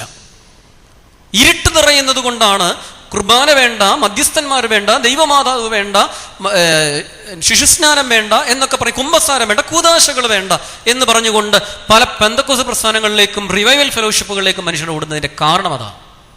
എന്നാൽ ആരാധിക്കുന്ന സമൂഹമായി മാറണം.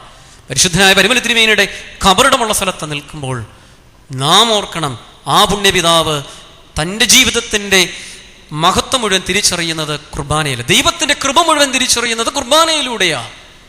രോഗിയായി കിടക്കുമ്പോൾ പോലും വിശുദ്ധ കുർബാനകളും കൂദാശകളും സ്വീകരിക്കാൻ അദ്ദേഹം ആഗ്രഹിച്ചിരുന്നു എന്ന് അദ്ദേഹത്തിന്റെ ജീവചരിത്രം നമ്മെ പഠിപ്പിക്കുന്നുണ്ട്. നമുക്കൊക്കെ ഒരു തൈലാഭിഷേകം സ്വീകരിക്കണമെന്ന് പറയുമ്പോൾ ആരെങ്കിലും തൈലാഭിഷേകം തന്നാലോ അല്ലെങ്കിൽ കുർബാന ഉണ്ടെന്നോ അത്രയ്ക്കൊക്കെ ആയോ? ഉടനെ നമ്മുടെ ചോദ്യമാണ്, അത്രയ്ക്കൊക്കെ ആയോ?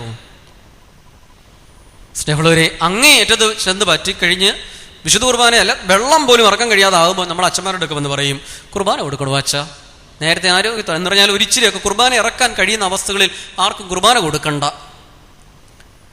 വെള്ളം പോലും ഇറക്കാൻ കഴിയാതെ ആകുന്ന സമയത്ത് അച്ഛനോട് വന്ന് പറയും അച്ഛ കുർബാന കൊടുക്കണോ അച്ഛ. അച്ഛൻ പിന്നെ എങ്ങനെ കൊടുക്കും? ട്യൂബ് ഇട്ട് കൊടുക്കാനോ? സ്നേഹമുള്ളവരെ, കൂദാശകളെ കുറെ കൂടി തീഷ്ണതയോടുകൂടി കാണാൻ തിരുവചനം നമ്മെ ഓർമ്മിപ്പിക്കുക. ഇവിടെ ഒരു ആരാധന സമൂഹമായി മാറാനായിട്ട്, ഒരു ആരാധിക്കുന്ന ഒരു സമൂഹമായി മാറാനായിട്ട് ദൈവത്തിൻ്റെ ആത്മാവ് വിളിക്കുകയാണ് ഇസ്രായേൽ ജനത്തെ. മോശയുടെ അല്ലെങ്കിൽ നിയോഗം ലഭിച്ചവന്റെ ആത്മീയ വളർച്ചയുടെ 4ാമത്തെ പടി എന്ന് പറഞ്ഞാൽ ഫൈനൽ ഡെസ്റ്റിനേഷൻ അതാണ്. അവന്റെ അവസാനത്തെ സ്ഥലം അതാണ്. ആരാധന സമൂഹമായി മാറുന്നുണ്ട്.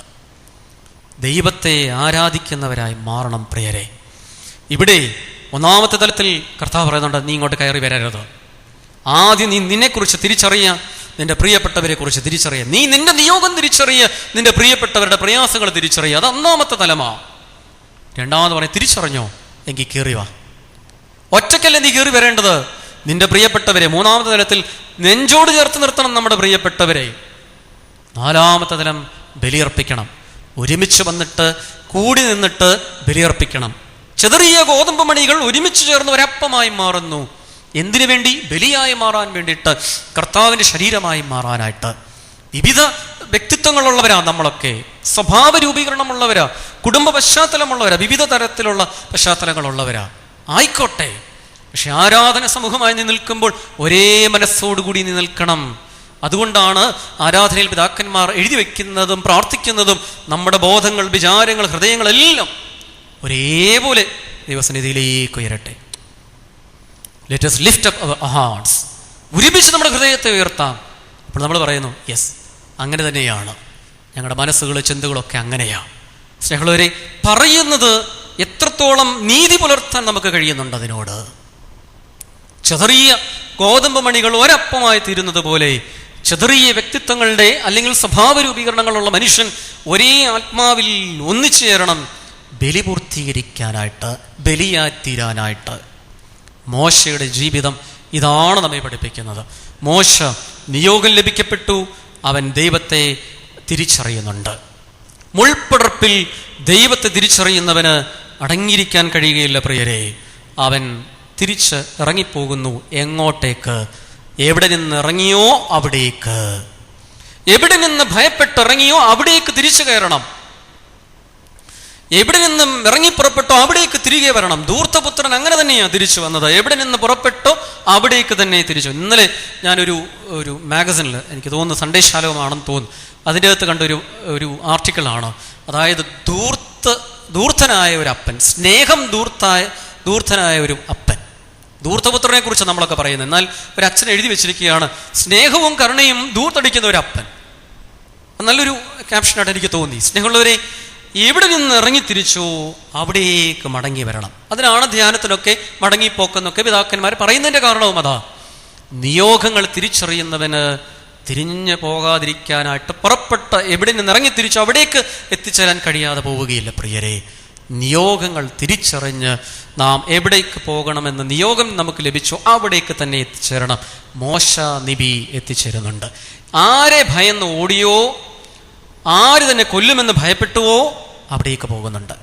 പോകുന്നതിന് മുമ്പ് അവന് ചില കാര്യങ്ങൾ കർത്താവ് ബോധ്യപ്പെടുത്തി കൊടുക്കുക. മുൾപ്പടർപ്പിന്റെ മുമ്പിൽ നിൽക്കുന്നവന്, ഇരിഞ്ഞു കത്തുന്ന മുൾപ്പടർപ്പിന്റെ മുമ്പിൽ നിൽക്കുന്നവന് തൻ്റെ കരത്തിലിരിക്കുന്ന വടിയെക്കുറിച്ചുള്ള ബോധ്യം വരെ കൊടുക്കുന്നുണ്ട്. തൻ്റെ ഉള്ളിനെ കുറിച്ചുള്ള ബോധ്യം വരെ കർത്താവ് കൊടുത്ത് അനുഗ്രഹിക്കുന്നുണ്ട്. മോശ അടയാളം ചോദിച്ചപ്പോൾ കർത്താവ് പറയുന്നുണ്ട്, നീ ആ വടി താഴേക്കിട്, നിന്റെ കയ്യിലിരിക്കണ വടി നീ താഴേക്കിട്. അതായത് 4-ാമത്തെ അധ്യായം അതിന്റെ 2-ാമത്തെ വാക്യത്തിൽ കർത്താവ് ചോദിക്കുക, ഇതെന്താണ് നിന്റെ കയ്യിൽ? ഇതെന്താ നിന്റെ കയ്യിലിരിക്കണത്? കർത്താവിന് അറിയത്തില്ലയോ വടിയാണെന്നുള്ളത്? ഇത് മോശയാണെന്ന് അവരെ പേര് ചൊല്ലി വിളിക്കാൻ വരെ കർത്താവിന് അറിയാമെങ്കിൽ ആ കയ്യിലിരിക്കുന്ന സാധനം എന്താണെന്ന് കർത്താവിന് അറിയത്തില്ല. പക്ഷെ കർത്താവിന് അവൻ്റെ വായിൽ നിന്നൊരു ഉത്തരം കിട്ടാനുണ്ട്. അവൻ പറയുക, വടി വടി എന്ന് അവൻ പറഞ്ഞു. കർത്താവ് പറഞ്ഞു, അത് നിലത്തിട. എടാ മോശേ, നീ പറയുന്നു നിന്റെ കയ്യിലിരിക്കുന്നത് വടിയാണെന്ന്, ഞാൻ പറഞ്ഞു തരാം അതെന്താണെന്ന്. താഴെ ഇട്ട് കഴിഞ്ഞപ്പോഴാണ് കണ്ടത് പാമ്പാണത്. സ്നേഹമുള്ളവരെ, നമ്മുടെയൊക്കെ ബലമെന്ന് നാം കരുതിക്കൊണ്ട് നടക്കുന്ന പലതും വിഷമുള്ള സർപ്പങ്ങളാ പ്രിയരെ. ചില ബന്ധങ്ങൾ പോലും അങ്ങനാ, ചില വ്യക്തികൾ പോലും അങ്ങനാ. നമ്മെ കരുതുമെന്നും നമ്മെ താങ്ങി നിർത്തുമെന്നും ആപത്ത് വേളകളിൽ നമുക്ക് സംരക്ഷണമേകുന്ന വടികളായി മാറുമെന്നും നമ്മൾ കരുതുന്ന പലതും വിഷങ്ങളാ. കുടുംബ ബന്ധങ്ങളിൽ പോലും, ആത്മീയ മേഖലകളിൽ പോലും. അതുകൊണ്ടാണ് കർത്താവ് ബോധ്യപ്പെടുത്തിയിരുന്നത്, നീ ബലമെന്ന് കരുതുന്ന വടിക്കെല്ലാം ഒരു വിഷത്തിന്റെ അംശമുണ്ട്, നീ അത് നിലത്തിട്. അപ്പോൾ അറിയാം. എന്തിനാ നിലത്തിടാൻ പറഞ്ഞത്? അത് ദൈവത്തിന്റെ പർവ്വതമാ, ദൈവത്തോട് ചേർത്ത് വെക്ക്, അപ്പോൾ മനസ്സിലാകും എന്താണെന്നുള്ളത്. സ്നേഹമുള്ളവരെ, നമ്മുടെ ബന്ധങ്ങളൊക്കെയും പലപ്പോഴും ശിഥിലമായി പോയിക്കൊണ്ടിരിക്കുന്ന ബന്ധങ്ങളുടെയൊക്കെ കാരണം അതാ. ദൈവത്തോട് ചേർത്ത് വെക്കാൻ കഴിയുന്നില്ല, ദൈവത്തിന്റെ പർവ്വതത്തിൽ ഒന്ന് കൊണ്ടുവന്ന് വെക്കാൻ കഴിയുന്നില്ല. എരിഞ്ഞു കത്തുന്ന മുൾപ്പടർപ്പിന്റെ തീജ്വാലയുടെ അതിന്റെ തീക്ഷ്ണത ആ മണ്ണിൽ പോലും കാണാൻ കഴിയും. അതിന്റെ ഒരു വൈബ്രേഷൻ തിരിച്ചറിയാനായിട്ട് കഴിയും. ആ മണ്ണിൽ വടിയിട്ടപ്പോൾ പാമ്പാണെന്ന് തിരിച്ചറിഞ്ഞു. നമ്മുടെ ബന്ധങ്ങളൊക്കെ ദൈവത്തോട് ചേർത്ത് വെക്ക്, എന്താണെന്ന് തിരിച്ചറിയാനായിട്ട് കഴിയും. കർത്താവ് പറഞ്ഞു, ഇനി നീ അതെടുക്ക, നിന്റെ കയ്യിലിരിക്കട്ടെ. ദൈവത്തിന്റെ പർവ്വതത്തിൽ വെക്കുന്ന ബന്ധങ്ങൾക്ക് ആയുസുണ്ട് പ്രിയരെ, അതുകൊണ്ട് പ്രയോജനമുണ്ട്. വിവാഹ കൂദാശകൾ പോലും ദൈവാലയത്തിൽ വെച്ച് ആശീർവദിക്കപ്പെടണമെന്ന് പറയുന്നതിന്റെ കാരണം അതാ. ദൈവത്തിന്റെ ആലയത്തിൽ വെച്ച് തുടങ്ങണം. ഇന്ന് പലർക്കും ദേവാലയത്തിലെ കൂദാശകളൊന്നും വേണ്ട. രജിസ്റ്റർ ഓഫീസുകളിലും അല്ലെങ്കിൽ സ്വന്തമായി കണ്ടെത്തുന്ന ആളുകളെയും കൊണ്ട് അവരുടേതായ രീതിക്ക് നടത്താനായിട്ട് ഇറങ്ങിത്തിരിക്കുക പലരും. ദൈവത്തിന്റെ ആലയത്തിൽ നിന്ന് തുടങ്ങുന്ന ബന്ധങ്ങൾ മാത്രമേ പ്രിയരെ, ആത്മാർത്ഥമായി തുടങ്ങുന്ന, പ്രാർത്ഥനയോടുകൂടി തുടങ്ങുന്ന, സമർപ്പണത്തോടു കൂടി തുടങ്ങുന്ന ബന്ധങ്ങൾ മാത്രമേ വാഴുകയുള്ളൂ. പലരും ചോദിക്കും, പള്ളിയിൽ വെച്ച് നടന്ന കല്യാണങ്ങൾക്ക് എന്താ വെച്ചാൽ വിവാഹമോചനം നടക്കുന്നില്ലേ? ഉണ്ട്, യാതൊരു സംശയമില്ല. സമർപ്പിക്കേണ്ടതുപോലെ നീ സമർപ്പിച്ചല്ല നീ തുടങ്ങിയത്, അതുകൊണ്ട് തന്നെയാണ് ബന്ധങ്ങൾ അറ്റുപോയത്. വിവാഹമോചനത്തിന് ദൈവത്തെ പഴി പറഞ്ഞിട്ട് കാര്യമില്ല. പലരും പറയും, അച്ഛ പള്ളി വെച്ചല്ലേ നടത്തിയേ, അച്ഛന്മാര് തന്നെയല്ലേ വാഴ്ത്തി തന്നേ, പിന്നെ എന്താ ഇതൊക്കെ ഇങ്ങനെ ആയിപ്പോയത്, പിന്നെ എന്തേ വിവാഹമോചനം സംഭവിച്ചത്? പലരും ചോദിക്കും. പിന്നെ എന്താ അച്ഛാ കുടുംബത്തിൽ സമാധാനമില്ലാത്തത്? തെരഞ്ഞെടുപ്പുകൾ എങ്ങനെയായിരുന്നു പ്രിയരെ? നമുക്ക് തെരഞ്ഞെടുപ്പുകൾ പലപ്പോഴും കുടുംബത്തിന്റെ സ്റ്റാറ്റസ് നോക്കിയിട്ടാ, പലപ്പോഴും സമ്പത്ത് നോക്കിയിട്ട, സൗന്ദര്യം നോക്കിയിട്ട, വിദ്യാഭ്യാസം നോക്കിയിട്ട.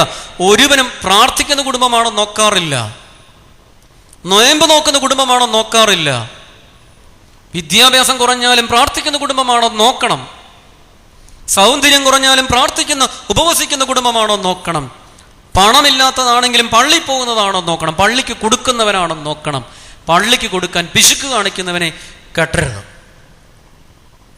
സ്നേഹമുള്ളവരെ, കുടുംബ ബന്ധങ്ങൾ വാഴാൻ, കുടുംബ ബന്ധങ്ങൾ ഒരുമിച്ച് നിൽക്കാൻ ചെയ്യേണ്ടത് സമർപ്പണത്തോടു കൂടിയുള്ള ആരംഭമായിരിക്കണം.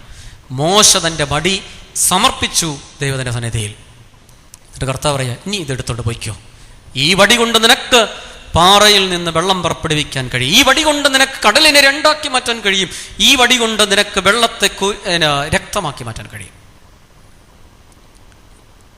സാധാരണ വടി കൊണ്ട് അത്ഭുതങ്ങൾ അരങ്ങേറുകയാണ്. സാധാരണ ജീവിതം കൊണ്ട് അത്ഭുതങ്ങൾ സംഭവിക്കും പ്രിയരെ.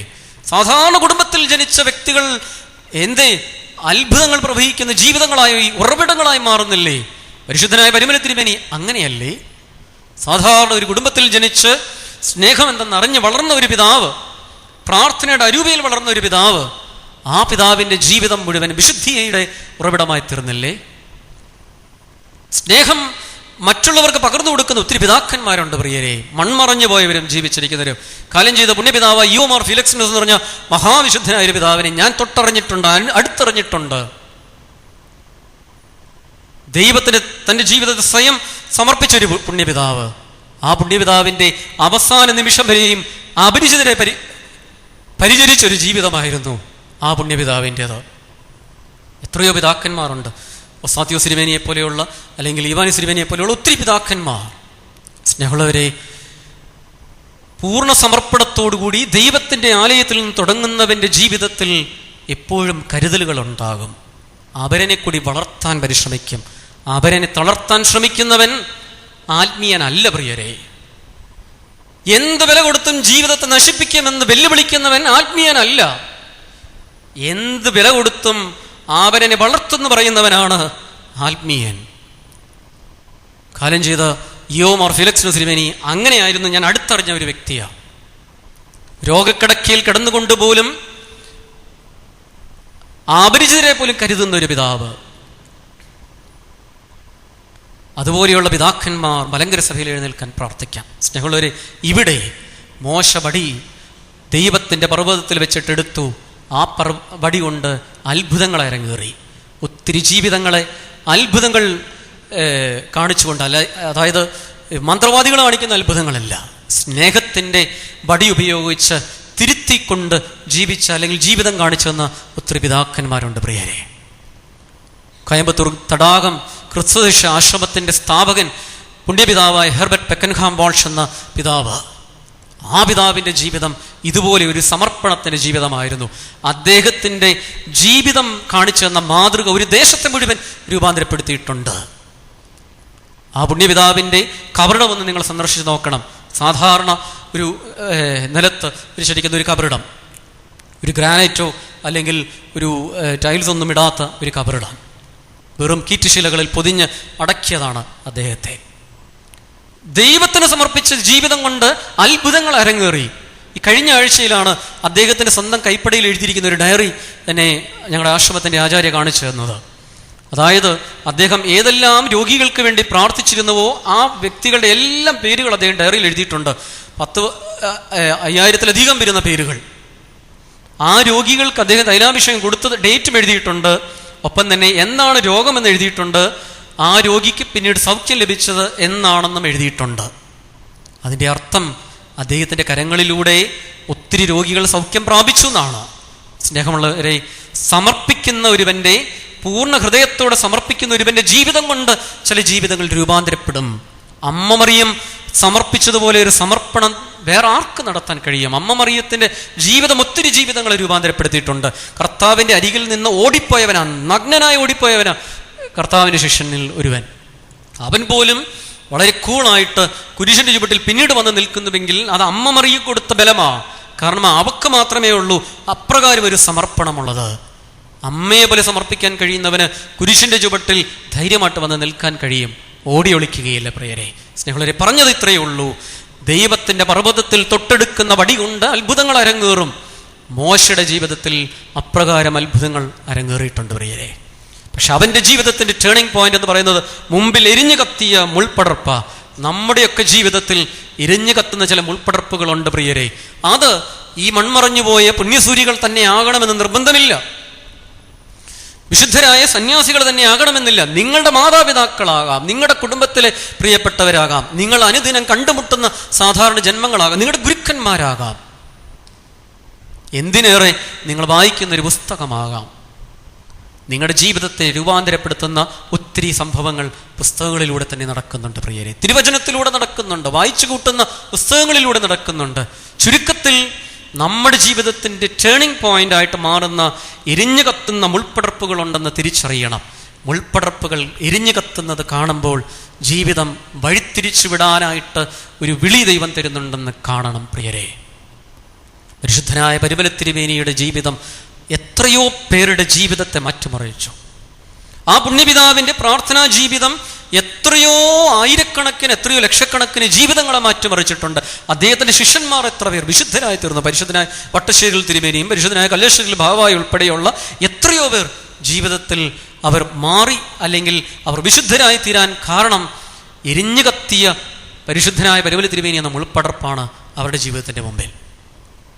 തോമാമാർ ദീവന്നാസ്യസ് എന്ന് പറഞ്ഞ പുണ്യപിതാവിൻ്റെ ജീവിതം കാട്ടുപത്തനാപുരത്തിൻ്റെ താബോർ മലയുടെ മുകളിൽ എരിഞ്ഞു കത്തി. ആ എരിഞ്ഞു കത്തിയ ജീവിതം കണ്ടിട്ട് ആകൃഷ്ടരായി പോയവരാണ് കാലം ചെയ്ത പരിശുദ്ധ ദിദിമോസ് പ്രഥമൻ ബാവായും സക്രിയാമോർ ദീവന്നാസ്യസ് തിരുമേനിയും ഇയോമോർ ഫിലക്സിന്റെ തിരുമേനിയും ഒക്കെ. ഒത്തിരി പുണ്യപിതാക്കൾ ഉണ്ട് ആ തോമാമാർ ദീവന്നാസ്യസ് എന്ന മഹാപുരുഷന്റെ ജീവിതത്തിൽ ആകൃഷ്ടരായി പോയവർ. ബദനയിൽ ബെഥനി മലയുടെ മുകളിൽ തപസ്സിരുന്ന ഒരു പുണ്യപിതാവുണ്ട്, അലക്സിയോസ് മോർ തേബദോസിസ് എന്ന പിതാവ്. ആ പുണ്യപിതാവിന്റെ ജീവിതത്തിൽ ആകൃഷ്ടരായി ആ പുണ്യപിതാവിനെ അനുകരിക്കാൻ പോയ, അല്ലെങ്കിൽ ആ മുൾപ്പടർപ്പ് എരിഞ്ഞകത്തി ആ മുൾപ്പടർപ്പിന്റെ ലക്ഷ്യം വെച്ച് പോയ ഒത്തിരി വിശുദ്ധ പിതാക്കന്മാരുണ്ട് ബെഥനിയുടെ മലമുകളിൽ കാണാൻ കഴിയും. സ്നേഹമുള്ളവരെ, ചുരുക്കത്തിൽ നമ്മുടെയൊക്കെ ജീവിതങ്ങളിൽ ഒത്തിരി പേർ എരിഞ്ഞു കത്തുന്ന മുൾപ്പടർപ്പുകളായി മാറിയിട്ടുണ്ട്. എനിക്ക് എരിഞ്ഞു കത്തിയ, എൻ്റെ ജീവിതത്തിന് മുമ്പിൽ എരിഞ്ഞു കത്തിയ മുൾപ്പടർപ്പാണ് ഇയോമോർ ഫെലിക്സ് നസരിമേനി. എൻ്റെ ജീവിതത്തിന് മുമ്പിൽ എരിഞ്ഞു കത്തിക്കൊണ്ട് നിൽക്കുന്ന മുൾപ്പടർപ്പാണ് എൻ്റെ അമ്മ. അങ്ങനെ ഒത്തിരി പേരുടെ ജീവിതങ്ങളെ മാറ്റിമറിക്കാൻ നിങ്ങളുടെ മാതാപിതാക്കൾക്ക് കഴിയുന്നുണ്ടോ? മാതാപിതാക്കളായി നിങ്ങൾക്ക് കഴിയുന്നുണ്ടോ നിങ്ങളുടെ മക്കളുടെ മുമ്പിൽ എരിഞ്ഞു കത്തുന്ന മുൾപ്പടർപ്പുകളാകാൻ? എന്നെ പ്രാർത്ഥിക്കാൻ പഠിപ്പിച്ചത് എൻ്റെ അമ്മയാണ്. എന്നെ ജീവിതം എന്താണെന്ന് പഠിപ്പിച്ചത് എൻ്റെ അമ്മയാണ്. അങ്ങനെ സാക്ഷ്യം പറയാൻ എത്ര മക്കൾക്ക് കഴിയുന്നുണ്ടാകും? സ്നേഹമുള്ളവരെ, എരിഞ്ഞു കത്തുന്ന മുൾപ്പടർപ്പാകാൻ നിങ്ങൾ വലിയ വിദ്യാഭ്യാസമൊന്നും വേണമെന്നില്ല. എൻ്റെ അമ്മയ്ക്ക് വലിയ വിദ്യാഭ്യാസമൊന്നുമില്ല. പക്ഷെ എൻ്റെ ജീവിതത്തിന് വഴിവിളക്കാകാൻ എൻ്റെ അമ്മയ്ക്ക് കഴിഞ്ഞു, എൻ്റെ കുടുംബത്തിനാകാൻ കഴിഞ്ഞിട്ടുണ്ട്. സ്നേഹമുള്ളവരെ, നിങ്ങളുടെ ജീവിതം നിങ്ങളുടെ പ്രിയപ്പെട്ടവർക്ക് എരിഞ്ഞു കത്തുന്ന മുൾപ്പടർപ്പായി മാറാൻ കഴിയുന്നുണ്ടോ? അമ്മ മറിയം എന്ന മുൾപ്പടർപ്പ് എരിഞ്ഞു കത്തിയപ്പോൾ അതിൽ ആകൃഷ്ടരായ ഒത്തിരി പേരുണ്ട്. എരിഞ്ഞു കത്തുന്ന മുൾപ്പടർപ്പായി നിന്നവൾ അമ്മയെ മുൾപ്പടർപ്പായിട്ടാണല്ലോ പിതാക്കന്മാർ ഉപമിക്കുന്നത്. ആ എരിഞ്ഞു കത്തുന്ന മുൾപ്പടർപ്പ് യഹൂദിയായ മലനാടുകളിലേക്ക് ഓടിച്ചെന്നു. എന്തിനു വേണ്ടി? അവരിലേക്ക് കൈനീട്ടുവാൻ വേണ്ടി, ഒരാളുടെ സന്തോഷത്തിൽ പങ്കുചേരുവാൻ വേണ്ടി, ഒരാളുടെ ക്ഷീണാവസ്ഥയിൽ ബലപ്പെടുത്താൻ വേണ്ടി, ധൈര്യപ്പെടുത്താൻ വേണ്ടിയിട്ട്, ഏലിശുഭാമ്മയെ ധൈര്യപ്പെടുത്താൻ വേണ്ടിയിട്ട്. അമ്മ മറിയം ചെന്ന് വന്ദനം ചൊല്ലിയതേ ഉള്ളൂ. ആ മുൾപ്പടർപ്പ്, എരിഞ്ഞു കത്തുന്ന മുൾപ്പടർപ്പ് നിന്നപ്പോൾ ഏലിശുഭ അമ്മ ഉള്ളിൽ പോലും പരിശുദ്ധാത്മാവ് നിറഞ്ഞു. എന്നിട്ട് വയറ്റിൽ കിടക്കണ കുഞ്ഞു പോലും എഴുന്നേറ്റ് നിന്ന് തുള്ളിച്ചാടി എന്നാ പറയണേ. ഉദരത്തിൽ കിടന്നുകൊണ്ട് മുട്ടിന്മേലെ എഴുന്നേറ്റ് നിന്നാ പറയണത്. സ്നേഹമുള്ളവരെ, ഏലിശുഭ അമ്മ പരിശുദ്ധാത്മാവ് നിറഞ്ഞുകൊണ്ട് പറഞ്ഞു, എൻ്റെ കർത്താവിൻ്റെ അമ്മ എൻ്റെ അടുക്കിലേക്ക് വരാൻ എനിക്കെന്ത് യോഗ്യത? സ്നേഹമുള്ളവരെ, എരിഞ്ഞു കത്തുന്ന മുൾപ്പടർപ്പുകൾ കാണുമ്പോൾ ആത്മാവിൽ നിറയും. മോശ അങ്ങനെ നിറഞ്ഞു. അങ്ങനെ നിറഞ്ഞിട്ടാണ് ദൈവത്തിന് വേണ്ടിയിട്ട് സംസാരിക്കാൻ അവൻ ഇറങ്ങിത്തിരിച്ചത്. സ്നേഹമുള്ളവരെ, നമ്മുടെ പ്രിയപ്പെട്ടവരുടെ എരിഞ്ഞു കത്തുന്ന ജീവിതങ്ങൾ കാണുമ്പോൾ, മെഴുതിരി ജീവിതങ്ങളെ കാണുമ്പോൾ നമ്മൾ തിരിച്ചറിയണം, എനിക്ക് എന്തൊക്കെയോ സന്ദേശങ്ങൾ അതിലൂടെ ലഭിക്കുന്നുണ്ട്. ഒരു തിരിയിൽ നിന്ന് 100 തിരികൾ കത്തിച്ചു നിറഞ്ഞാലും പ്രകാശം കുറയുന്നില്ല, പ്രകാശം കൂടുന്നതേ ഉള്ളൂ. ഇന്ന് നിങ്ങളുടെ പല മക്കളെയും കെട്ടിച്ചുവിടുന്ന കുടുംബങ്ങളിൽ അവർക്ക് വെളിച്ചമാകാൻ കഴിയുന്നില്ലെങ്കിൽ അതിനെന്താണ് കാരണം? കുടുംബങ്ങളിൽ ഇരുട്ടാണോ ആ മക്കൾ കൊണ്ടുചെല്ലുന്നത്, അതോ വെളിച്ചമാണോ കൊണ്ടുചെല്ലേണ്ടത്? കണ്ടെത്തേണ്ടിയിരിക്കുന്നു. സ്നേഹമുള്ളവരെ, പ്രകാശത്തിൻ്റെ മക്കളായി മാറുവാൻ, പ്രകാശം പ്രസരിപ്പിക്കുന്ന മക്കളായി തീരുവാൻ, പ്രകാശം പകർന്നു കൊടുക്കുന്ന മക്കളാകുവാൻ ദൈവം നമ്മെ വിളിക്കുകയാണ്. നമ്മുടെയൊക്കെ ജീവിതത്തിൻ്റെ മുമ്പിൽ എരിഞ്ഞു കത്തുന്ന മുൾപ്പടർപ്പുകളെ തിരിച്ചറിയണം പ്രിയരെ. എന്നിട്ട് അതിനെയൊന്ന് വണങ്ങണം, അതിനെയൊന്ന് ബഹുമാനിക്കണം. കാരണം അതിൽ ദൈവ സാന്നിധ്യമുണ്ട്. എരിഞ്ഞു കത്തുന്ന മുൾപ്പടർപ്പുകളിലൊക്കെ ദൈവ സാന്നിധ്യമുണ്ട്. മാതാപിതാക്കളിൽ ദൈവ സാന്നിധ്യത്തെ കാണാൻ പഠിക്കണം. അപ്പോൾ കീഴ്പ്പെടാൻ കഴിയും. ദൈവപുത്രനായ മിശിഹാ തമ്പുരാൻ പോലും മാതാപിതാക്കൾക്ക് കീഴ്പ്പെട്ട് ജീവിച്ചു എന്ന് സുവിശേഷകൻ എഴുതി വെച്ചിട്ടുണ്ടെങ്കിൽ അതിന് കാരണം ഇതാണ്. കീഴ്പ്പെടുമ്പോൾ, മാതാപിതാക്കൾക്ക് വിധേയപ്പെടുമ്പോൾ അവിടെ ദൈവകൃപ തിരിച്ചറിയാനായിട്ട് കഴിയും. സുവിശേഷകൻ പറയുക, അവൻ അവൻ്റെ മാതാപിതാക്കൾക്ക് കീഴ്പ്പെട്ട് ജീവിച്ചു, ദൈവകൃപയും അവനോടുകൂടി ഉണ്ടായിരുന്നു, അവൻ ജ്ഞാനത്തിൽ വളർന്നു. പൈതൽ ജ്ഞാനത്തിൽ വളർന്നു. ജ്ഞാനത്തിൽ വളരാൻ കാരണമാകുന്നതിൻ്റെ വഴി ഇതാണ്. മാതാപിതാക്കൾക്ക് കീഴ്പ്പെട്ടാൽ മാത്രം മതി പ്രിയരെ. മാതാപിതാക്കൾക്ക് കീഴ്പ്പെട്ടാൽ മാത്രം മതി, ജ്ഞാനത്താൽ നിറയും. സ്നേഹമുള്ളവരെ, അപ്പനെയും അമ്മയും ശുശ്രൂഷിക്കുന്ന മക്കളുടെ ജീവിതത്തിൽ കുറവുകൾ വരികയില്ല പ്രിയരെ. മാതാപിതാക്കളെ ഒരു പ്രായമാകുമ്പോഴത്തേക്ക് വൃദ്ധസദനത്തിൽ കൊണ്ടു തള്ളുന്ന ഒത്തിരി ആളുകളുള്ള നാടാണ് ഇത്. പ്രത്യേകിച്ച് പത്തനംതിട്ട ജില്ല.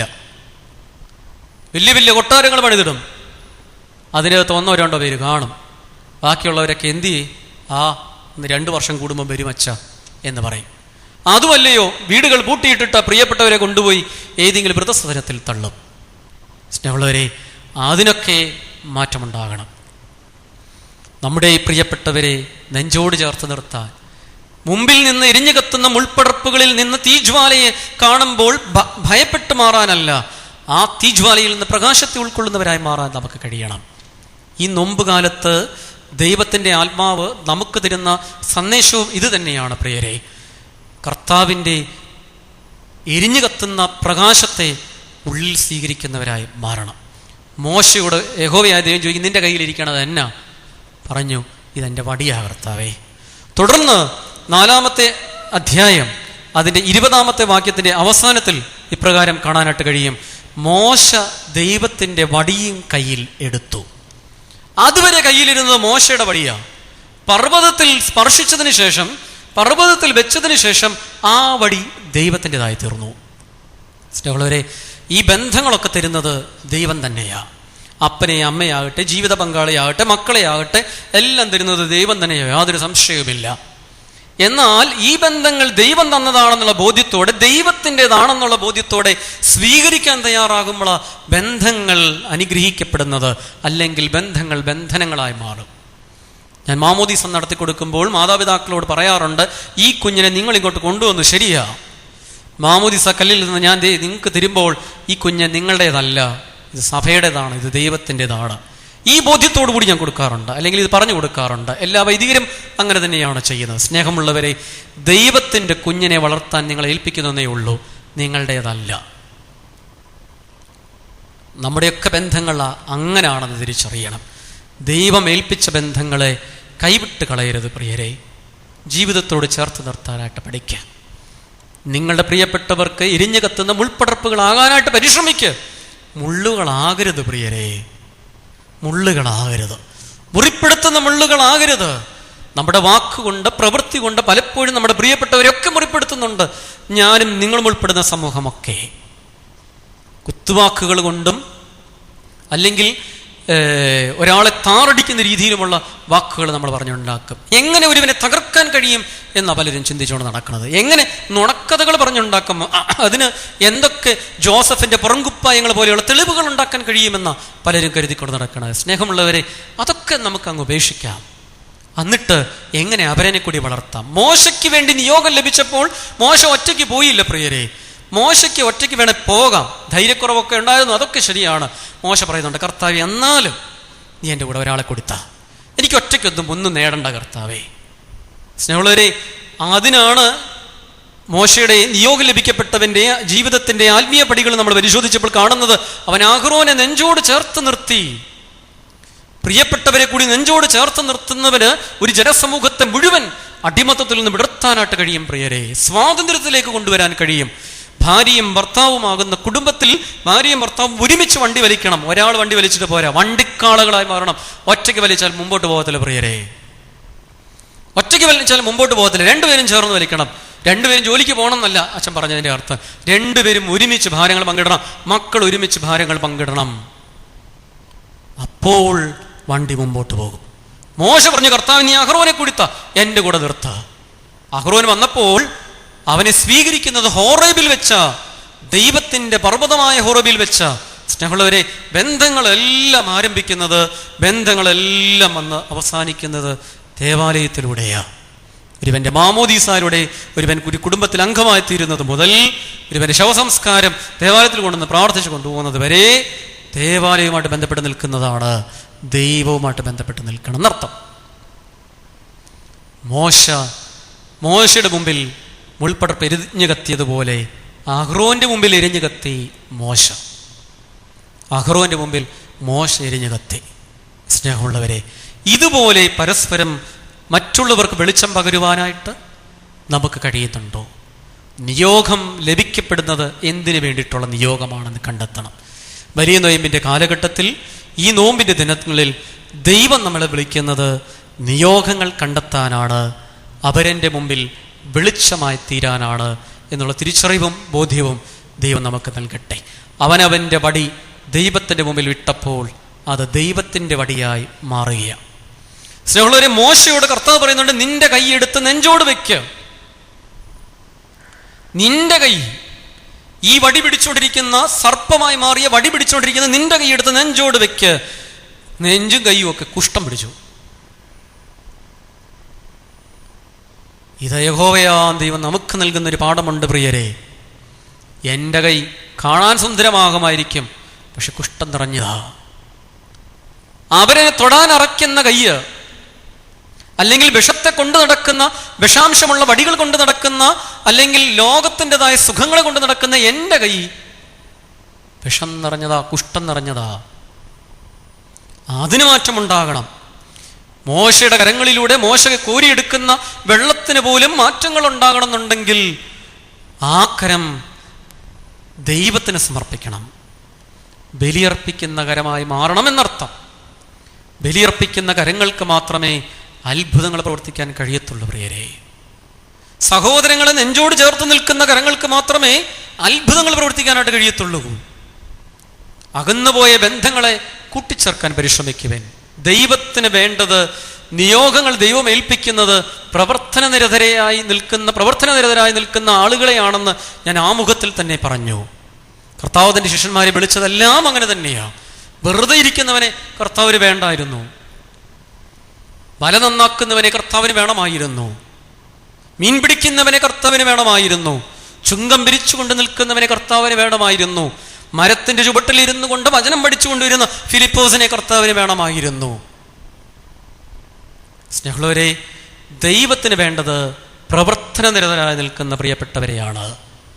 അതുകൊണ്ട് തന്നെ ജീവിതത്തെക്കുറിച്ചുള്ള കാഴ്ചപ്പാടുകൾക്ക് ഇന്ന് മാറ്റമുണ്ടാകണം. ഞാൻ ദിവാസ്വപ്നങ്ങളുടെ പിറകെ പോകുന്നവനാണോ? സ്വപ്നങ്ങളെ മാത്രം താലോലിക്കുന്നവനാണോ? സ്വപ്നങ്ങൾ പൂർത്തീകരണത്തിന് വേണ്ടി പ്രവർത്തിക്കാത്തവനാണോ? കണ്ടെത്തേണ്ടിയിരിക്കുന്നു. ജനത്തിന്റെ മോചനത്തിന് വേണ്ടി സ്വപ്നം കണ്ട പ്രവാചകനുണ്ട് മീക.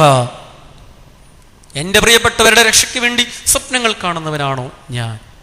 എൻ്റെ ഇടവകയുടെ, എൻ്റെ ദേശത്തിൻ്റെ, എൻ്റെ കുടുംബത്തിൻ്റെ, എൻ്റെ സമൂഹത്തിൻ്റെ രക്ഷയെ കാണാൻ കഴിയുമോ എനിക്ക്? അതോ കുനിയായ സ്ത്രീ തന്നിലേക്ക് മാത്രം നോക്കിയിരുന്നത് പോലെ നോക്കുന്ന ഒരു സമൂഹത്തിൽപ്പെട്ടവനാണോ ഞാൻ? സഭ കൂനിയായി നിൽക്കരുത്, മറ്റുള്ളവരിലേക്ക് കൂടി അവളുടെ നോട്ടങ്ങൾ എത്തണം. എന്ന് പറഞ്ഞാൽ കരങ്ങൾ വിരിക്കണം, അവരിലേക്ക് കൂടി എത്തണം. പരിശുദ്ധനായ പരിമല തിരുമേനി തന്റെ ജീവിതം കൊണ്ട് അതാ കാണിച്ചെന്നത്. മലങ്കര സഭയുടെ മക്കൾക്ക് വേണ്ടി മാത്രം ജീവിച്ച ഒരാളല്ല അദ്ദേഹം. അധസ്ഥിതർക്ക് വേണ്ടി ജീവിച്ച ഒരാളാ. തീണ്ടായ്മയുടെ കാലഘട്ടത്തിൽ അവരെയും കൂടി ഉൾപ്പെടുത്തി ദേവാലയങ്ങൾ സ്ഥാപിച്ച് അവർക്ക് ആരാധന അർപ്പിച്ചു കൊടുത്ത പിതാവാ. അവർക്ക് പള്ളിക്കൂടങ്ങൾ സ്ഥാപിച്ച പിതാവാണ്. അതുപോലെ തന്നെ നിന്ന ഒരു പുണ്യപിതാവാണ് ബിഷപ്പ് പെക്കൻഹാം വാൾഷ് എന്ന പുണ്യപിതാവ്. അദ്ദേഹം മറ്റൊരു സഭയിൽ ജനിച്ച്, CNA സഭയിൽ ജനിച്ചു വരുന്ന ഒരു ആംഗ്ലിക്കൻ ബിഷപ്പാണ്. അദ്ദേഹം മലങ്കര സഭയുടെ ആരാധനയിൽ ആകൃഷ്ടനായി വരികയാണ്. അദ്ദേഹത്തിന്റെ മുമ്പിൽ എരിഞ്ഞു കത്തിയ മുൾപ്പടർപ്പ് മലങ്കര സഭയുടെ ആരാധനയാണ്. ഒരു വ്യക്തിയാകണമെന്നില്ല പ്രിയരെ, ആരാധനയ്ക്ക് ഒരുവന്റെ ജീവിതത്തെ മാറ്റിമറിക്കാനായിട്ട് കഴിയും. വചനത്തിലെ ഒരു വാക്യം ഒരുവന്റെ ജീവിതത്തെ മാറ്റിമറിക്കാൻ കഴിയും. ഏറ്റവും ആഭാസനായി ജീവിച്ച ഒരാളാണ് അഗസ്റ്റിൻ. ആ അഗസ്തിനോസിനെ ദൈവത്തിന്റെ ഒരു വചനമാണ് മാറ്റിമറിച്ചത്. ഒരുവൻ സർവ്വലോകവും നേടിയാൽ തൻ്റെ ആത്മാവിനെ നഷ്ടപ്പെടുത്തിയാൽ എന്ത് ഫലം? സ്നേഹമുള്ളവരെ, ഇങ്ങനത്തെ ദൈവവചനത്തിന് ഒരുവന്റെ മുമ്പിലെ എരിഞ്ഞു കത്തുന്ന മുൾപ്പടർപ്പാകാൻ കഴിയും. ആരാധനയ്ക്ക് എരിഞ്ഞു കത്തുന്ന മുൾപ്പടർപ്പാകാൻ കഴിയും. എത്രയോ പേർ ചില പുരോഹിതന്മാർ അർപ്പിക്കുന്ന ബലികളിൽ നിന്നുകൊണ്ട് സന്തോഷം കണ്ടെത്തുന്നവരാ. എത്രയോ പേർ മനസ്സ് തപിച്ച് അവർ കരഞ്ഞ് കണ്ണീരോടുകൂടി ബലിയിൽ സംബന്ധിച്ച് ആശ്വാസം കണ്ടെത്തി മടങ്ങുന്നവരാ. എത്രയോ പേർ ബലിയിലൂടെ സൗഖ്യം കണ്ടെത്തുന്നവരായി മാറുന്നുണ്ട്. കാരണം എന്താണ്? ബലി എന്ന എരിഞ്ഞു കത്തുന്ന മുൾപ്പടർപ്പിനെ ദർശിക്കുന്നവരാണ് അവരാരും പോയില്ല വേദോപരീതികളുടെ പിറകെ, അല്ലെങ്കിൽ അവരാരും പോയില്ല പാസ്റ്റർമാരുടെ പിറകെ. അവർ പോയതൊക്കെ, അല്ലെങ്കിൽ സഭയുടെ മക്കൾ പോകുന്നതൊക്കെ, പോകേണ്ടതൊക്കെ ആരാധന എന്ന എരിഞ്ഞു കത്തുന്ന മുൾപ്പടർപ്പിലേക്ക്. എരിഞ്ഞു കത്തുന്ന മുൾപ്പടർപ്പിലേക്ക് വരുന്നവൻ പ്രകാശിക്കും, ഉള്ളു പ്രകാശിക്കും. കാരണം എന്താ?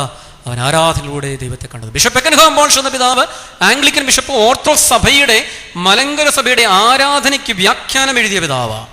നമുക്കതെന്താന്ന് ഇതുവരെ മനസ്സിലാകാതിരിക്കുകയാ. ആണ്ടുകളായി കുർബാന അനുഭവിക്കുന്നവന്, വർഷങ്ങളായി കുർബാന സ്വീകരിക്കുന്നവന്, കൂദാശകൾ സ്വീകരിക്കുന്നവന് എന്താണ് കുർബാന എന്ന് മനസ്സിലാക്കാൻ കഴിയാതെ പോയിട്ടുണ്ട്. സ്നേഹമുള്ളവരെ, ആരാധനയിൽ ദൈവമുഖം ദർശിക്കണം. മോശയെക്കുറിച്ച് നൊയമ്പിലൊക്കെ പാടുന്ന പാട്ടുണ്ട്. മോശ നൊയമ്പിലൂടെ ദൈവമുഖം ദർശിച്ചു, ദൈവത്തെ കണ്ടു എന്ന്. നോമ്പാൽ മോശയുടെ മുഖം ശോഭിതമായി, നമ്മുടെ മുഖവും ശോഭിക്കണമെന്ന്. എങ്ങനെയാണത് ശോഭിക്കുക? എരിഞ്ഞു കത്തുന്ന മുൾപ്പടർപ്പിലെ ശോഭ മോശയുടെ ജീവിതത്തെ ത്രസിപ്പിക്കുകയാണ് പ്രിയരെ. ആ മണ്ണിൽ ചെരുപ്പുകൾ അഴിച്ചിട്ടിട്ട് നിൽക്കുന്നപ്പോൾ അവന്റെ കാലിൽ പോലും അതിൻ്റെതായ ഒരു വൈബ്രേഷൻ തിരിച്ചറിയുന്നുണ്ട്. അതുകൊണ്ട് തന്നെയാണ് മോശ പിന്നീട് ആ ചെരുപ്പിട്ടതായി പോലും തിരുവചനത്തിൽ കാണിക്കുന്നില്ല. ചുരുക്കം പറഞ്ഞാൽ അവൻ ഇറങ്ങിത്തിരിച്ചു. ചവിട്ടുന്ന മണ്ണുകളിലെല്ലാം ദൈവത്തിൻ്റെ സാന്നിധ്യം, അല്ലെങ്കിൽ ചെല്ലുന്ന സ്ഥലങ്ങളിലെല്ലാം ദൈവ സാന്നിധ്യം അവൻ തിരിച്ചറിഞ്ഞു. അതുകൊണ്ട് തന്നെ അവൻ ഹോറേബിലെത്തി ബലിയർപ്പിച്ചു, ദൈവത്തെ മഹത്വപ്പെടുത്തി. സ്നേഹമുള്ളവരെ, നമ്മുടെ ജീവിതത്തിൻ്റെ മഹത്വം എന്ന് പറയുന്നത്, അല്ലെങ്കിൽ കൃപ എന്ന് പറയുന്നത് ആരാധനയിൽ വന്ന് അവസാനിക്കണം. ആരാധനയോടുകൂടി ചേർന്ന് നിൽക്കുന്നവനായിരിക്കണം, ആരാധന സമൂഹമായിരിക്കണം എന്ന് ഈ വചനങ്ങൾ നമ്മെ ഓർമ്മപ്പെടുത്തുകയാണ്. നമുക്ക് തലകൾ വണങ്ങാം, ധ്യാനിക്കാം. കേട്ട വചനങ്ങളെ ഒന്ന് ശ്രദ്ധാപൂർവം ധ്യാനിച്ചു നോക്കാം. നൊയമ്പെന്നത്, ധ്യാനമെന്നത് വെറും ഒരു തിരിഞ്ഞുപോക്കാണോ, മടങ്ങിപ്പോക്ക് മാത്രമാണോ, അതോ എൻ്റെ ദൈവം എനിക്ക് നൽകുന്ന നിയോഗത്തെ തിരിച്ചറിയുന്നതാണോ എന്ന് ഞാൻ കണ്ടെത്തേണ്ടിയിരിക്കുന്നു. ദൈവം എനിക്ക് നൽകുന്ന നിയോഗത്തെ, അത് എന്താണെന്നുള്ള പൂർണ്ണമായ അർത്ഥത്തോടെ മനസ്സിലാക്കാനാണ് ഈ ദിവസം എന്നെ വിളിക്കുന്നത്. മിശിഹ നൊയമ്പ് നോറ്റപ്പോൾ ചുറ്റിലും വന്യമൃഗങ്ങളുടെ ഓരിയിടലുണ്ടായിരുന്നു മർക്കോസ് പറഞ്ഞു വയ്ക്കുന്നു. ഈ നോമ്പിൻ്റെ കാലഘട്ടത്തിൽ എൻ്റെ ആത്മീയ ജീവിതത്തിൽ ഞാൻ വളരുവാൻ ആഗ്രഹിക്കുമ്പോൾ എന്നെ ഭയപ്പെടുത്തുന്ന, തടസ്സം നിൽക്കുന്ന, ഓരിയിടുന്ന മൃഗങ്ങളിലെ ചുറ്റിലും കാണാൻ കഴിയും. പക്ഷെ ഭയപ്പെടരുത്, നിന്നെ ശുശ്രൂഷിക്കുവാൻ ഇതാ ചുറ്റിലും മാലാഖമാരുണ്ടെന്ന് മർക്കോസ് പറഞ്ഞു വയ്ക്കുന്നു. സങ്കീർത്തനത്തിലൂടെ ദൈവവചനം നമ്മെ അനുദിനം ഓർമ്മപ്പെടുത്തുകയാണ്, നിന്റെ കാൽ കല്ലിൽ തട്ടുകയില്ല, കാരണം നിന്നെ കരങ്ങളിൽ വഹിക്കുവാൻ മാലാഖമാരോട് താൻ കൽപ്പിച്ചിട്ടുണ്ട്. നമ്മെ സംരക്ഷിക്കുവാൻ, നമ്മെ ബലപ്പെടുത്തുവാൻ മാലാഖമാരുടെ സാന്നിധ്യമുണ്ടെന്ന് തിരിച്ചറിയണം. കർത്താവിന് വിശന്നു, അവന് ദാഹിച്ചു. ആ വിശപ്പും ദാഹവും ഒന്നും ശരീരത്തിൻ്റെതായിരുന്നില്ല, ആത്മാക്കളുടെ രക്ഷയ്ക്ക് വേണ്ടിയിട്ടുള്ളതായിരുന്നു. അടിച്ചമർത്തപ്പെടുന്നവൻ്റെ രക്ഷയ്ക്ക് വേണ്ടിയിട്ടുള്ളത്, പീഡിതൻ്റെ മോചനത്തിനുള്ളത്, ദരിദ്രൻ്റെ ഉന്നമനത്തിനുള്ളത്. എൻ്റെ നോമ്പ്, എൻ്റെ ഉപവാസം, എൻ്റെ ആത്മീയ ജീവിതം, എൻ്റെ പ്രാർത്ഥന, എൻ്റെ ദൈവത്തോട് ചേർന്നുള്ള വാസം, ഇതൊക്കെ എൻ്റെ മാത്രം അനുഗ്രഹത്തിനോ അപരൻ്റെ കൂടി നന്മയ്ക്കോ? നിയോഗങ്ങൾ അവിടെ ചുരുളഴിക്കപ്പെടണം.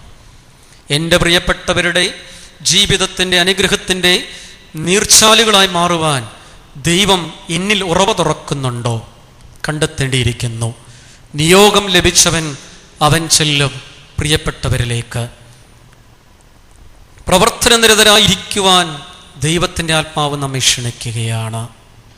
ഞാൻ എവിടെയൊക്കെ മടി പിടിച്ചിരിക്കുന്നുണ്ടോ, പ്രാർത്ഥിച്ചിട്ട് എൻ്റെ ആഗ്രഹങ്ങൾക്കൊത്തവണ്ണം നടക്കാതെ വരുമ്പോൾ ഞാൻ പലപ്പോഴും അലസനായിത്തീരുന്നുണ്ടോ, നിരാശനായിത്തീരുന്നുണ്ടോ? നിരാശനാകരുത്, അലസനാകരുത്. ഉപരിയായി നീ ദൈവസന്നിധിയിലേക്ക് മടങ്ങി വന്ന് പ്രാർത്ഥനയിലൂടെ അരൂപിയിൽ പ്രവർത്തനനിരതനായിരിക്കണമെന്ന് ദൈവത്തിൻ്റെ ആത്മാവ് ബോധ്യം നൽകുകയാണ്. പ്രവർത്തനനിരതനെ ദൈവം വിളിക്കുന്നു. മോശയെ, പ്രവർത്തനനിരതനായിരിക്കുന്ന മോശയെ ദൈവം വിളിച്ചു. ആടുകളെ പേര് ചൊല്ലി വിളിക്കാൻ അറിയുന്നവന് മാത്രമേ ഒരു ജനസമൂഹത്തിൻ്റെ നേതാവായിരിക്കാൻ കഴിയുകയുള്ളൂ. കുടുംബ ബന്ധങ്ങളിൽ എല്ലാവരെയും ഒരേപോലെ കാണുന്നവന്, ഇടവകയിൽ എല്ലാവരെയും ഒരേപോലെ കാണുന്നവന്, അവന് മാത്രമേ നല്ല ഇടയനായിരിക്കാൻ, നല്ല അപ്പനാകാൻ, നല്ല അമ്മയാകാൻ കഴിയുകയുള്ളൂ എന്ന് തിരുവചനം ബോധ്യപ്പെടുത്തി തരികയാണ്. പ്രവർത്തനനിരതനായിരിക്കുന്നവന് നിയോഗം ലഭിക്കുമ്പോൾ കൺമുമ്പിൽ എരിഞ്ഞു കത്തുന്ന മുൾപ്പടർപ്പുകൾ കാണും. വേദനിപ്പിക്കുന്ന അനുഭവങ്ങളിൽ എരിഞ്ഞു കത്തുന്ന മുൾപ്പടർപ്പുകളെ ദർശിക്കാൻ കഴിയണം. പ്രിയരെ, ഉള്ളിലൊരു ചോദ്യം ഉയരണം. ദൈവമേ, ഞാൻ എൻ്റെ പ്രിയപ്പെട്ടവരുടെ ജീവിതത്തിൽ പലപ്പോഴും മുറിപ്പെടുത്തുന്ന മുള്ളുകളാണോ, എരിഞ്ഞു കത്തുന്ന മുൾപ്പടർപ്പാണോ? എരിഞ്ഞു കത്തുന്ന മുൾപ്പടർപ്പിൻ്റെ മുമ്പിൽ നിൽക്കുമ്പോൾ വിശുദ്ധ ഭൂമിയെ തിരിച്ചറിയാനായിട്ട് കഴിയണം. ഞാൻ നിൽക്കുന്ന സ്ഥലം പരിപാവനമാണെന്ന്, എൻ്റെ കുടുംബം പരിപാവനമാണെന്ന്, ഞാൻ ജോലി ചെയ്യുന്ന സ്ഥലം പരിപാവനമാണെന്ന്, എൻ്റെ ബിസിനസ് മേഖല പരിപാവനമാണെന്ന്, പരിപാവനമായിരിക്കണമെന്ന് ദൈവം ബോധ്യം തരികയാണ്. കുടുംബങ്ങളിൽ ദൈവസാന്നിധ്യം തിരിച്ചറിഞ്ഞ് പ്രാർത്ഥിക്കുവാൻ ദൈവാത്മാവ് നമ്മെ ക്ഷണിക്കുകയാണ്. പ്രവർത്തനനിരതനായവന്, മുൾപ്പടർപ്പിൽ എരിഞ്ഞു കത്തുന്ന ദൈവത്തിൻ്റെ സാന്നിധ്യത്തെ തിരിച്ചറിയുന്നവനോട് കർത്താവ് പറയും, നീ അടുത്ത് വരരുത്, കാരണം നിന്നെക്കുറിച്ചൊരു സ്വയാവബോധം ആദ്യമുണ്ടാകട്ടെ. നിന്റെ പ്രിയപ്പെട്ടവരുടെ നൊമ്പരങ്ങളെക്കുറിച്ചുള്ള തിരിച്ചറിവിൻ്റെ മിഴികൾ നിനക്ക് തുറക്കപ്പെടട്ടെ. തുടർന്ന് കർത്താവ് പറയും, നീ കയറി വാ, അടുത്തോട്ട് വാ. അടുത്തോട്ട് വരുന്നത് എന്തിനു വേണ്ടിയിട്ടുള്ള നിയോഗമാണെന്ന് കർത്താവ് തുടർന്ന് ബോധ്യപ്പെടുത്തി തരും. അത് എൻ്റെ പ്രിയപ്പെട്ടവരെ നെഞ്ചോട് ചേർത്ത് നിർത്താനുള്ള നിയോഗമാണ് എന്ന്. അപ്പോൾ ആത്മീയതയുടെ 4ാമത്തെ പടി കർത്താവ് കാണിച്ചു തരും. അത് ആരാധന സമൂഹമായി തീരാനാണ്. മോചനം ലഭിക്കുന്നത്, അടിമത്തത്തിൽ നിന്ന്, പാപത്തിൽ നിന്ന്, ബന്ധനങ്ങളിൽ നിന്ന് മോചനം ലഭിക്കുന്നത് തിന്ന് സുഖിക്കാനല്ല, ലോകത്തിൻ്റെ സുഖങ്ങൾ തേടാനല്ല, മറിച്ച് അത് ആരാധന സമൂഹമായി തീരാനാണെന്ന് ദൈവത്തിൻ്റെ ആത്മാവ് ബോധ്യപ്പെടുത്തി തരും. സ്വയാവബോധമുണ്ടാകട്ടെ. ഞാൻ എൻ്റെ ദൈവത്തിൻ്റെ സന്നിധിയിലേക്ക് ചെല്ലുമ്പോൾ, ഞാൻ നൊയമ്പ് നോക്കുമ്പോൾ, ഞാൻ ഉപവസിക്കുമ്പോൾ, ഞാൻ ആരാധനയ്ക്കായി എടുത്തു ചെല്ലുമ്പോൾ എൻ്റെ ബന്ധങ്ങളെക്കുറിച്ചുള്ള എൻ്റെ യഥാർത്ഥമായ കാഴ്ചപ്പാട് എങ്ങനെ ഇരിക്കുന്നു? പലരെയും അകറ്റി നിർത്തിയിട്ടുണ്ടോ? പലരെയും ഞാൻ ഉപേക്ഷിച്ചിട്ടുണ്ടോ? പലരുടെയും നിലവിളികൾ തിരിച്ചറിയാതെ പോയിട്ടുണ്ടോ? പലരെയും സഹായിക്കാൻ കഴിയാതെ എൻ്റെ കരങ്ങൾ കുറുകിപ്പോയിട്ടുണ്ടോ?